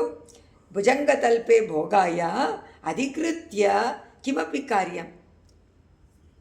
ಓಹೋ, ನೀನು ಅವನು ಶಯನದಲ್ಲಿ ಹೋಗ್ಬಿಟ್ಟ ಅಂತ ನೀನು ಇನ್ನೇನು ಮಾಡಬೇಕು ಅಂತ ಚಿಂತನೆ ಮಾಡ್ತಾ ಇದೆಯಾ ಮೌನವಾಗಿ ಅಂತ. ಹಿಂದಿನ ಭೋಗಾಯ ದೇವಿಪತಿ ಮಣಿಪಾದರಕ್ಷೆ ಪದ್ಮಾಸಹಾಯ ಮತಿರೋಪ್ಯ ಭುಜಂಗತಲ್ಪೆ ವಿಶ್ವಸ್ಯ ಗುಪ್ತಿಂ ಅಧಿಕೃತ್ಯ. ಇವಾಗ ಅವನು ಮಲ್ಕೊಂಡ್ಬಿಟ್ರೆ ರಕ್ಷಣೆ ಮಾಡೋದಕ್ಕೆ ಯಾರು ಯೋಚನೆ ಮಾಡಬೇಕು? ಪಾದುಕಾದೇವಿ. ಓಹೋ, ಅದಕ್ಕೋಸ್ಕರ ಮೌನವಾಗಿ ಚಿಂತನೆ ಮಾಡ್ತಾ ಇದೆಯಾ ಅಂತ. ನೆಕ್ಸ್ಟಲ್ಲಿ ನಿತ್ಯ ಪ್ರಬೋಧ ಸುಬಗೆ ಪುರುಷೇ ಪರಸ್ಮಿನ್ ನಿದ್ರಾಮುಪೇಯುತಿ ತದೇಕ ವಿಕಾರ ಲೀಲ ಮಂಜುಸ್ವನಂ ವಿಜಗತಿ ಮಣಿಪಾದುಕೇತ್ವಂ ಸಂವೇಶಮಿಚ್ಛಸಿ ಪರಂ ಚರಣಾಂತಿಕಸ್ಥ. ಓಹೋ, ಪರಮಾತ್ಮ ನಿದ್ದೆ ಮಾಡ್ದ ಅಂತ ನೀನು ನಿದ್ದೆ ಮಾಡದೆ ಚಿಂತನೆ ಮಾಡ್ತಾ ಇದ್ದೀಯಾ? ಮೌನವಾಗಿದ್ದಾಳೆ ಇವಳು, ನಿದ್ದೆ ಹೋಗ್ಬೇಕಲ್ಲ. ಅವನು ಮೌನವಾಗಿದ್ದಾನೆ ಅಂತಂದರೆ ಅವನು ನಿದ್ದೆ, ಇವಳು ಮೌನ ಅಂದರೆ ಇವಳಿಗೂ ನಿದ್ದೆ ತಾನೆ. ಆದರೆ ಸ್ವಾಮಿ ದೇಶಿಕರು ಇಲ್ಲ ಅಂತ, ಅವನು ನಿದ್ರೆಗೆ ಹೋಗ್ಬಿಟ್ಟಿದ್ದಾನೆ, ಇವಳು ಚಿಂತನೆ ಮಾಡ್ತಾ ಇದ್ದಾಳೆ. ಅದನ್ನು ಹೇಳ್ತಾರೆ. ಅದಕ್ಕೋಸ್ಕರ ಅವನ ಪಾದದಲ್ಲೇ ಶಯನ ಮಾಡಿಕೊಂಡು ನೀನು ಇದ್ದುಬಿಟ್ಟಿದೀಯಾ ಮೌನವಾಗಿ ಅಂತ. ಮಣಿಪಾದುಕೆ ಮಂಜುಸ್ವನಂ, ಸುಂದರವಾದ ಇಂಪಾದ ನಾದವನ್ನು ಮಾಡ್ತಾ ಭಗವಂತನನ್ನು ನೀನು ಸಂಚಾರದಲ್ಲಿ ಕರ್ಕೊಂಡು ಬಂದಾಗ ಆ ನಾದ ಇದ್ದೇ ಇರುತ್ತಲ್ವ, ಆ ನಾದ ಏನು ಮಾಡುತ್ತೆ? ವಿಜಗತಿ ಮಾಡ್ತಾ ಇರ್ತೀಯ. ಆದರೆ ಈಗ ಇಲ್ವೇ ಇಲ್ವಲ್ಲ, ಬಿಟ್ಬಿಟ್ಟಿಯಲ್ಲ ನೀನು, ಮಾತನ್ನು ಬಿಟ್ಬಿಟ್ಟಿದೆಯಲ್ಲ, ಮೌನವಾಗಿಬಿಟ್ಟಿದೆಯಲ್ಲ, ಬಿಟ್ಟವಳಾಗ್ಬಿಟ್ಟಿದೆಯಲ್ಲ. ಚರಣಾಂತಿಕ, ಚರಣವನ್ನೂ ಬಿಟ್ಬಿಟ್ಟಿದೆಯಾ, ಮಾತಾಡೋದನ್ನು ಬಿಟ್ಬಿಟ್ಟಿದೆಯಲ್ಲ. ಎರಡಕ್ಕೂ ಒಂದೇ ವ್ಯತ್ಯಾಸ. ಇಲ್ಲ ಅಂತಂದರೆ ಇಲ್ವೇ ಇಲ್ವಲ್ಲ ಶಬ್ದ, ಆದರೆ ಇಲ್ಲಿ ಎರಡನ್ನೂ ಬಿಟ್ಬಿಟ್ಟೆ ಅಂತ. ಮತ್ತು ಏನು ಮಾಡ್ತಾ ಇದೀಯಾ? ಚರಣಾಂತಿಕಸ್ಥ, ಪಕ್ಕದಲ್ಲೇ ಇದ್ಬಿಟ್ಟಿದೆಯಾ ಅವನ ಚರಣದಲ್ಲಿ. ಸ್ಥ ಪುರುಷೇ ಪರಸ್ಪರ. ಅದರಿಂದ ಅವ್ರು ಹೇಳ್ತಾರೆ ನಿತ್ಯ ಪ್ರಬೋಧ. ಪರಮಾತ್ಮನನ್ನು ಯಾವಾಗಲೂ ಅವನನ್ನು ಎಬ್ಬಿಸ್ಬೇಕಾದ್ರೆ ನಿತ್ಯವಾಗಿ ಇವಳೇ ಮೊದಲು ಪಾದುಕಾದೇವಿ. ಅದರಿಂದ ಒಳ್ಳೆಯ ಜ್ಞಾನದಿಂದ ಇಂಪಾದ ಧ್ವನಿಯಿಂದ ಅಂತ ಇಟ್ಕೋಬೇಕಿಲ್ಲಿ. ಇಂಪಾದ ಧ್ವನಿಯಿಂದ ಪುರುಷೇ ಪರಸ್ಮಿನ್ ರಂಗನಾಥನನ್ನು, ಪರಮಪುರುಷನಾದ ರಂಗನಾಥನನ್ನು ಉಪೇಯುಚಿ, ನಿದ್ರಾಮುಪೇಯುಚಿ, ನಿದ್ರೆಯನ್ನು ಮಾಡ್ತಿದ್ದಾಗ ತದೇಕ ವಿಕಾರ ಶೀಲ, ಅವನ ಜೊತೆಯಲ್ಲಿ ವಿನೋದವಾಗಿ ಲೀಲೆ ಅಂತ ಮಾತಾಡಬೇಕಂತ. ಅವನು ಮಲ್ಕೊಂಡಿದ್ದಾನೆ, ಮಲ್ಕೊಳಕ್ಕೆ ಹೋಗೋಕ್ಕೆ ಮುಂಚೆ ಸ್ವಲ್ಪ ಹೊತ್ತು ಸಂವಾದ ಮಾಡಬೇಕಂತ. ಸಂವಾದ ಮಾಡಿ ಯಾವಾಗಲೂ ಅವನಿಗೇನಾದರೂ ಮಾತನ್ನು ಆಡಿ ಲೀಲಾ, ಶೀಲ ಅಂದರೆ ಲೀಲ, ಅಲ್ಲಿ ಶೀಲ ಅಂದರೆ ಗುಣ, ಸೌಶೀಲ್ಯ, ಕಲ್ಯಾಣ ಗುಣಶೀಲ ಅಂತಲೇ ವರ್ಣನೆ ಮಾಡ್ತಾರಲ್ಲ. ಎಲ್ಲ ಕಲ್ಯಾಣ ಗುಣಗಳಿಂದ ಕೂಡಿರುವಂಥವನಿಗೆ ಅವನ ಶೀಲ, ಅವನ ಕಲ್ಯಾಣ ಗುಣಗಳು, ಅಥವಾ ಲೀಲ ಅವನ ಚೇಷ್ಟಿತ, ಅವನ ವೈಭವಗಳು. ಅದರಿಂದ ಇಲ್ಲಿ ಹೇಳ್ತಾರೆ ಅಮ್ಮ ಪಾದುಕೆ, ಭಗವಂತ ನಿದ್ರೆ ಮಾಡ್ತಾನಾ ಅಂತ ಕೇಳ್ತಾರೆ ದೇಶಿಗರು. ಅವನು ಯಾವತ್ತಾದರೂ ನಿದ್ರೆ ಮಾಡೋದು ಉಂಟ? ಅವನಿಗೆ ನಿದ್ರೆ ಉಂಟ? ಯಾವಾಗಲೂ ಲೋಕರಕ್ಷಣೆಯನ್ನು ಮಾಡುವಂಥವರಿಗೆ ಅದರ ಮೇಲೆ ಗಮನ ಇರೋದರಿಂದ ನಿದ್ರೆ ಬರೋದಿಲ್ಲ, ಯಾವಾಗಲೂ ನಿದ್ರೆ ಬರೋದಿಲ್ಲ. ಅಂಥವನು ಈಗ ನಾನು ನಿದ್ರೆ ಮಾಡ್ತಾ ಇದ್ದೀನಿ ಅಂತ ಭೋಗ ಶಯನದಲ್ಲಿದ್ದಾನೆ, ಶಯನ ಕೊಲತಾನೆ. ಎಷ್ಟೊಂದು ದಿವ್ಯ ದೇಶದಲ್ಲಿ ಪರಮಾತ್ಮ ಮಲ್ಕೊಂಡಿದ್ದಾನೆ ಅಂದರೆ ನಿಜವಾದ ನಿದ್ರೇನ? ಇಲ್ಲ. ಈಗ ಆಯಾಸ ಆಗುತ್ತೆ ಅಂತ, ತುಂಬ ಆಯಾಸ ಅಂದಾಗ ಏನಾಗುತ್ತೆ? ಹಿಂಗೆ ಮಲ್ಕೋಬೇಕು ಅಂತ ಅನ್ಸುತ್ತೆ, ವರ್ಟಿಕಲ್ಲಾಗಿರೋಕ್ಕಾಗಲ್ಲ. ಅವಾಗೇನಾಗುತ್ತೆ? ಮಲ್ಕೊಂಡ್ಬಿಡ್ಬೇಕು ಅಪ್ಪ. ಅವಾಗ ಏನೋ ಒಂದು ಸ್ವಲ್ಪ ಆಯಾಸ ಓದಂತಿರುತ್ತಲ್ವ, ನಿಜವಾಗಿ ನಿದ್ದೆ ಬರುತ್ತಾ? ಬರಲ್ಲ. ತುಂಬ ಆಯಾಸವಾದಾಗ ನಿದ್ದೆ ಬರೋದೇ ಇಲ್ಲ. ಆಗ ಯೋಚನೆಯೇ ಮಾಡ್ತಾ ಇರ್ತೀವಿ ವಿನಃ ನಿದ್ದೆ ಬರೋದೇ ಇಲ್ಲ. ಅದರಿಂದ ಇಲ್ಲಿ ಹೇಳ್ತಾರೆ ರಂಗನಾಥ ಸಂರಕ್ಷಣೆಗೋಸ್ಕರ ಎಷ್ಟು ಕಷ್ಟಪಡ್ತಾ ಇದ್ದಾನೆ. ಆಯಾಸದಿಂದ ನಿದ್ದೆನೇ ಇಲ್ಲ ಅವನಿಗೆ, ತಿರ್ಗಾ ಮತ್ತೆ ಅದೇ ಯೋಚನೆಯೇ ಮಾಡ್ತಾಯಿದ್ದಾನೆ. ಅದರಿಂದ ಭಗವಂತನಿಗೆ ನಿದ್ದೆ ಇಲ್ಲ ಅಂತ ಡಿಸೈಡ್ ಮಾಡಿಬಿಟ್ರು ದೇಶಿಕರು. ಪರಮಾತ್ಮ ಎಲ್ಲಿ ನಿದ್ದೆ ಮಾಡ್ತಾನೆ? ಜಗದ್ರಕ್ಷಣ ಜಾಗರೂಕನಾಗಿರ್ತಾನೆ ವಿನಃ ಜಾಗೃತಾವಸ್ಥೆ ಅಂದ್ರೇನು? ಎದ್ದಿರೋಂಥ ಕಾಲ, ನಿದ್ರಾವಸ್ಥೆ ಅಂತ ಹೇಳೇ ಇಲ್ವಲ್ಲ. ಅದರಿಂದ ಲಾಸ್ಯಂ ಇವ ಸ್ಥಿತಮಾಶ್ರಿಯಂತಿ ರಂಗೇಶ್ವರೇಣ ಸಹಿತ ಮಣಿಮಂಟಪೇ. ಅದರಿಂದ ನಿದ್ದೆ ಮಾಡೋದಕ್ಕೆ ಇಲ್ಲವೇ ಇಲ್ಲ. ಆದರೆ ಸುಮ್ಮನೆ ಮಲಗಿನಂತೆ ಕಾಣಿಸ್ತೀಯ. ಅವನು ಮಾಡಿದಂತೆ ನೀನು ಮಾಡ್ತಾ ಇದೀಯ ಅಲ್ವಾ? ನಿನಗೂ ನಿದ್ದೆ ಎಲ್ಲಿ ಬರುತ್ತೆ? ನಿನಗೂ ನಿದ್ದೆ ಬರೋದಿಲ್ಲ. ಆದರೆ ನೀನು ನಿದ್ರೆ ಮಾಡುವಂತೆ ಮೌನವಾಗಿಬಿಟ್ಟಿದೆಯಾ? ಅಂತ ಇಲ್ಲಿ ಹೇಳ್ತಾರೆ. ಆದ್ದರಿಂದ ನೀನು ಮಲಗಿ ನಿದ್ರೆ ಮಾಡ್ತಾ ಇದೆಯಾ ಅಂದರೆ ಇಲ್ಲ, ಯಾವಾಗಲೂ ಅವನಂತೆಯೇ ನೀನು ಜಾಗರೂಕಳು. ನೀನು ನಿದ್ರೆ ಮಾಡ್ತಾ ಇಲ್ಲ, ಸದ್ದು ಮಾಡ್ತಾ ಇಲ್ಲ, ಧ್ವನಿ ಬರ್ತಾ ಇಲ್ಲ, ನಾದ ಇಲ್ಲ, ಸುಮ್ಮನೆ ಸೈಲೆಂಟ್ ಆಗಿದೆಯಾ. ಅದರಿಂದ ನನಗೇನು ಅನಿಸುತ್ತೆ ಅಂದರೆ ಅವನೇ ಹೇಗೆ ಜಾಗರೂಕನು ನಿದ್ರೆ ಮಾಡ್ತಾ ಇರುವಂತೆ ನಟವನ್ನು ಅದೇ ಥರ ನೀನು ನಟನ ಮಾಡ್ತಾ ಇದೆಯಾ, ಮೌನವನ್ನು ಆಶ್ರಯಿಸಿಬಿಟ್ಟಿದೆಯಾ, ಆದರೆ ಚಿಂತನೆ ಮಾಡ್ತಾ ಇದೆಯಾ, ನಿದ್ರೆ ಮಾಡ್ತಾ ಇಲ್ಲ ಅಂತ ಈ ಶ್ಲೋಕದಲ್ಲಿ ಹೇಳಿದರು. 445 ಲಾಸ್ಯಂ ವಿಗಾಯ ಕಿಮಪಿ ಸ್ಥಿತಮಾಶ್ರಯಂತಿ ರಂಗೇಶ್ವರೇಣ ಸಹಿತಾ ಮಣಿಮಂಟಪೇಷು ಮಂಜುಸ್ವನೇಷು ವಿರತೇಷ್ವಪಿ ವಿಶ್ವಮೇತತ್ ಮೌನೇನ ಹಂತ ಭವತಿ ಮುಖರೀಕರೋತಿ. ಮೌನದಿಂದಲೇ ಇದ್ದುಬಿಟ್ಟಿದ್ದು. ಸೊ ಈ 3 ಶ್ಲೋಕಾನು ಶಬ್ದ ಇಲ್ಲ, ಎಲ್ಲ ಮೌನ ಯಾಕೆ ಅಂತ ಯೋಚನೆ ಮಾಡಿ. ಇದೆಲ್ಲ ಆಗೋದು ಯಾವಾಗ? ಪರ್ಯಂಕಾಸನ ಕೊಟ್ಟಾಗ. ಅದನ್ನು ಇಲ್ಲಿ ವರ್ಣನೆ ಮಾಡ್ತಾರೆ ಅಮ್ಮ ಪಾದುಕಾದೇವಿ.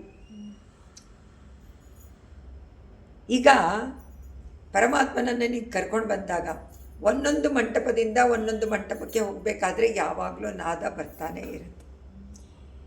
ಮಂಟಪಗಳಲ್ಲಿ ದೇವರು ಸ್ವಲ್ಪ ಹೊತ್ತು ಅಲ್ಲಿ ವಿಜಯ ಮಾಡಿಸ್ತಾರೆ.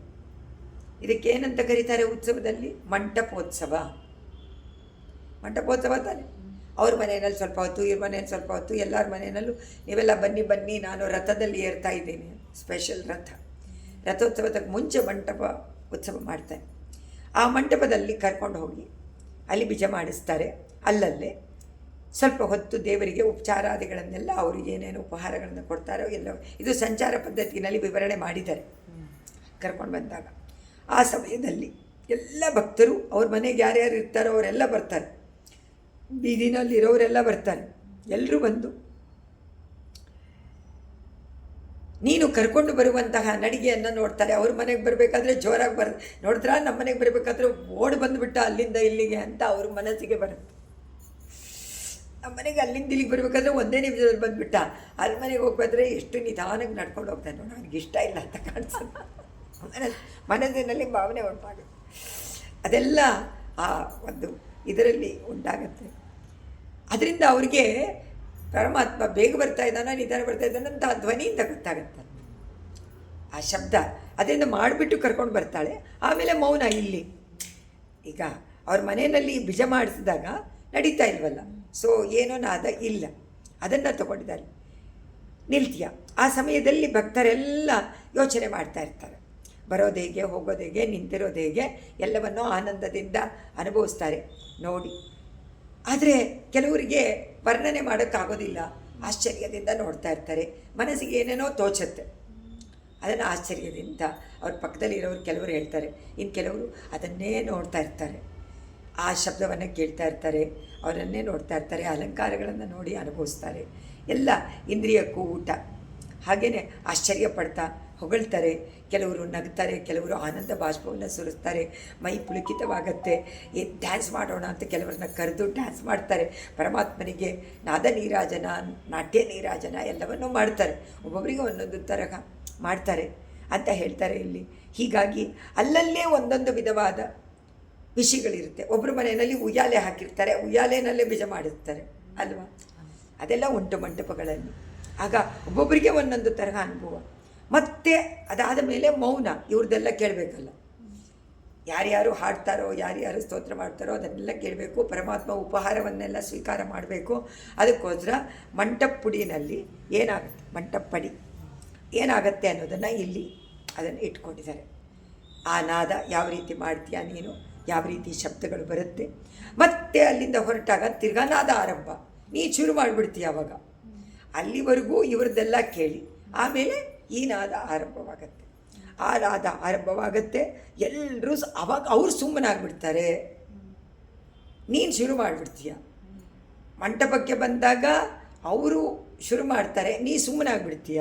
ಅಲ್ಲಿಂದ ಹೊರಟಾಗ ನೀನು ಶುರು ಮಾಡ್ತೀಯ, ಅವರು ಸುಮ್ಮನಾಗ್ತಾರೆ. ಸೊ ಅನ್ಯೋನ್ಯವಾಗಿ ಚಾನ್ಸ್, ಅನ್ಯೋನ್ಯವಾಗಿ ಪರಮಾತ್ಮನನ್ನು ಕೊಂಡಾಡೋದಕ್ಕೆ ಚಾನ್ಸ್ ಅಂತ ಇಲ್ಲಿ ಅವರು ಕ್ರಮವನ್ನು ಇಲ್ಲಿ ಸ್ತೋತ್ರ ಮಾಡಿದ್ದಾರೆ. ಅದರಿಂದ ನಮ್ಮಾಳ್ವಾರ ಸೂಕ್ತಿಗಳನ್ನು ಕೂಡ ಆಯಾ ಮಂಟಪಗಳಲ್ಲಿ ಅರೆಯರ್ ಹಾಡೋದನ್ನು ಇಲ್ಲಿ ತಗೊಂಡೆ. ಈಗ ಅರೆಯರ್ ಸೇವೆ ಒಂದೊಂದು ಮಂಟಪದಲ್ಲೂ ಅಲ್ಲಿ ಹೋದಾಗ ಈ ನಾದ ನಿಂತೋಗುತ್ತೆ, ಮಕ್ಕಳ ಧ್ವನಿ ಎಲ್ಲ ನಿಲ್ಲಿಸ್ಬಿಡ್ತಾರೆ, ಬೇರೆ ಎಲ್ಲ. ಅರಿಯರು ಏನು ಮಾಡ್ತಾರೆ, ತಾಳ ಇಟ್ಕೊಂಡು ಪರಮಾತ್ಮನ ಮುಂದೆ ಅವನ ಗುಣಗಾನ ಮಾಡಿ, ನಾಟ್ಯವನ್ನು ಮಾಡಿ, ಅಭಿನಯ ಮಾಡಿ ಅದನ್ನು ತೋರಿಸ್ತಾರೆ. ಅದು ವಿಷಯ ಇಲ್ಲಿ. ಅರಿಯರ್ ಪೂರ್ತಿ ಬರ್ತಾರೋ ಇಲ್ವೋ, ಅಲ್ಲಿಂದ ಅಲ್ಲಿಗೆ ಹೋಗಿ ಅರಿಯರ್ ಸೇವೆ ತುಂಬ ಮುಖ್ಯ. ದಿವ್ಯ ದೇಶಗಳೆಲ್ಲ ಹಳೆ ಕಾಲದಲ್ಲೆಲ್ಲ ಎಲ್ಲ ದೇವಸ್ಥಾನದಲ್ಲೂ ಇತ್ತಂತೆ. ಶ್ರೀರಂಗ ಮೇನ್ ತಾನೆ. ಶ್ರೀರಂಗದಲ್ಲಿ ಹೇಗೆ ನಡೆಯುತ್ತೋ ಉತ್ಸವಾದಿಗಳು ಎಲ್ಲರೂ ಅದನ್ನೇ ಕಾಪಿ ಮಾಡಬೇಕಲ್ವ. ಯಾತಕ್ಕಿಂತ ಅವನೇ ತಾನೇ 108 ದಿವ್ಯ ದೇಶದಲ್ಲೂ ಇರೋದು. ಅವ್ರಿಗೆ ಅಲ್ಲೇನು ಮಾಡ್ತಿರೋ ಅದನ್ನು ಇಲ್ಲೂ ಮಾಡಬೇಕು. ಅದರಿಂದ ಹೇಳ್ತಾರೆ, ಮುಂಚೆ ಎಲ್ಲ ನಾಥಮುನಿಗಳ ಕಾಲದಲ್ಲಿ ತಾನೇ ಇದು ಆರಂಭ ಆಗಿತ್ತು. ನಾಥಮುನಿಗಳು ಎಲ್ಲ ದಿವ್ಯ ಪ್ರಬಂಧವನ್ನು ತಗೊಂಡು ಅದಕ್ಕೆ ತಾಳವನ್ನು ಹಾಕಿ, ರಾಗವನ್ನು ಹಾಕಿ, ಅವರ ಇವರಿಗೆ ಹೇಳ್ಕೊಟ್ಬಿಟ್ಟು, ಮಕ್ಕಳಿಗೆ ಇಬ್ಬರಿಗೆ ಮೇಲೆ ತಾಂಡವನ್ ಕಿಲೆಗ ತಾಂಡವನ್ ಹೇಳಿಕೊಟ್ಟು ಅದನ್ನು ಅಭಿನಯ ಮಾಡುವಂತೆ ಅವರಿಗೆ ನಾಟ್ಯವನ್ನು ಮಾಡಿ, ಗಂಧರ್ವ ಗೀತೆ, ದೇವಗಾನ ಅಂತಲೇ ಬೇರೆ ತಾನೆ. ಪರಮಾತ್ಮನ ವಿಷಯವನ್ನೇ ಹೇಳುವಂಥದ್ದು ದೇವಗಾನ, ಬೇರೆ ಏನೂ ಇಲ್ಲ. ಅವರಿಗೆ ಆ ಅನುಕರಣ ಹೇಗೆ ಮಾಡಬೇಕು ಅಂತೆಲ್ಲ ಹೇಳಿಕೊಟ್ಟು, காளம்பலம்புரியன்னா நற்காதல்லடையவர்க்கு தாளம் வழங்கி தமிழ்மறை இன்னிசை தந்தவள்ளல் மூலம் தவனெறி மூட்டிய ನಾಥಮುನಿಗಳಲ್ಲೇ ನಾಳುಂ ತೊಳೆದಿಡುவோம் ನಮಕ್ಕಾದಿಗರ್ ನಾನಿಲತ್ತೆ ಅನ್ನುವಂತೆ ತಾಳ ರಾಗವನ್ನು ಹಾಕಿ ಹೇಳಿಕೊಟ್ಟಿದ್ದು. ಅರಿಯರ್ಗಳು ಅಲ್ಲಿ ತುಂಬ ಚೆನ್ನಾಗಿ ಅದನ್ನು ಅಭಿನಯ ಮಾಡ್ತಾರೆ. ಆಗ ಎಲ್ಲರೂ ಸುಮ್ಮನೆ ಇರ್ತಾರೆ, ಪಾದುಕೆನೂ ಸುಮ್ಮನೆ ಇರ್ತಾಳೆ. ಯಾತಕ್ಕೆ ಇವ್ರದನ್ನು ಕೇಳಬೇಕಲ್ಲ, ಅದೇ ವಿಷಯ. ಆ ಮಂಟಪಡಿನಲ್ಲಿ ಕೇಳಿ ಸುಮ್ಮನಿರ್ತಾಳೆ. ಅವರು ಹೊರಟ ತಕ್ಷಣ ಇವರು ಸ್ಟಾಪು, ಅವರು ಶುರು ಮಾಡ್ತಾರೆ. ಪಾದುಕಾದೇವಿ ತನ್ನ ನಾದವನ್ನು ಮತ್ತೆ ಆರಂಭ ಮಾಡ್ತಾಳೆ ಅಂತ 445ನೇ ಶ್ಲೋಕದಲ್ಲಿ ಈ ಒಂದು ವಿವರಣೆಯನ್ನು ಕೊಟ್ಟಿದ್ದಾರೆ. 3 ಶ್ಲೋಕ ಮೌನ, 4ನೇ ಶ್ಲೋಕದಲ್ಲಿ ಮೌನ ಮತ್ತೆ ಧ್ವನಿ ಎರಡನ್ನೂ ಆಲ್ಟರ್ನೇಟ್ ಆಗಿ ಮಂಟಪಡಿನಲ್ಲಿ ಅಲ್ಲಲ್ಲೇ ನಡೆಯುತ್ತೆ. ಕಂಟಿನ್ಯೂಯಸ್ ಆಗಿ ನಾದ ಇಲ್ಲ, ಅಲ್ಲಲ್ಲೇ ನಿಲ್ಲಿಸೋದು ಅಂತ ಸ್ತೋತ್ರ ಮಾಡಿದ್ದಾರೆ. ಮುಂದಕ್ಕೆ ಅನುಸಂಧಾನ ಅಂದರೆ ಮಾಧುರ್ಯವಾದಂಥ ಮಧುರವಾದ ಗಾನ, ಅದನ್ನು ಶ್ರವಣ ಮಾಡೋದ್ರಲ್ಲೇ ನಮಗೆ ಶ್ರವಣವೇ ಮೊದಲನೇ ಭಕ್ತಿ. ಶ್ರವಣ ಮಾಡಿದರೆ ಸಾಕು, ಅಷ್ಟು ಪರಮಾತ್ಮನ ವಿಷಯದಲ್ಲಿ ಆಸಕ್ತಿ ಉಂಟಾಗತ್ತೆ ಅನ್ನೋದನ್ನು ಈ ಶ್ಲೋಕದಲ್ಲಿ ತೋರಿಸಿದ್ದಾರೆ. ಸರ್ವವೂ ಮಧುರ, ಅಖಿಲಂ ಮಧುರಂ ಮಧುರಂ ಮಧುರಂ ಎನ್ನುವಂತೆ ಮಧುರವಾದ ನಾಟ್ಯ, ಮಧುರವಾದ ನಾದ, ಮಧುರವಾದ ಉತ್ಸವಾದಿಗಳು ಎಲ್ಲನೂ ಮಧುರ. ಪರಮಾತ್ಮನ ಒಂದೊಂದು ಅವಯವವೂ ಮಧುರವೇ ಅಂತ ಹೇಳಿ ಸ್ತೋತ್ರ ಮಾಡಿ ಇದನ್ನು ಮುಗಿಸ್ತಾರೆ. ಈ ಒಂದು 445ನೇ ಶ್ಲೋಕಕ್ಕೆ ನಿಲ್ಲಿಸ್ಕೊಳ್ಳೋಣ.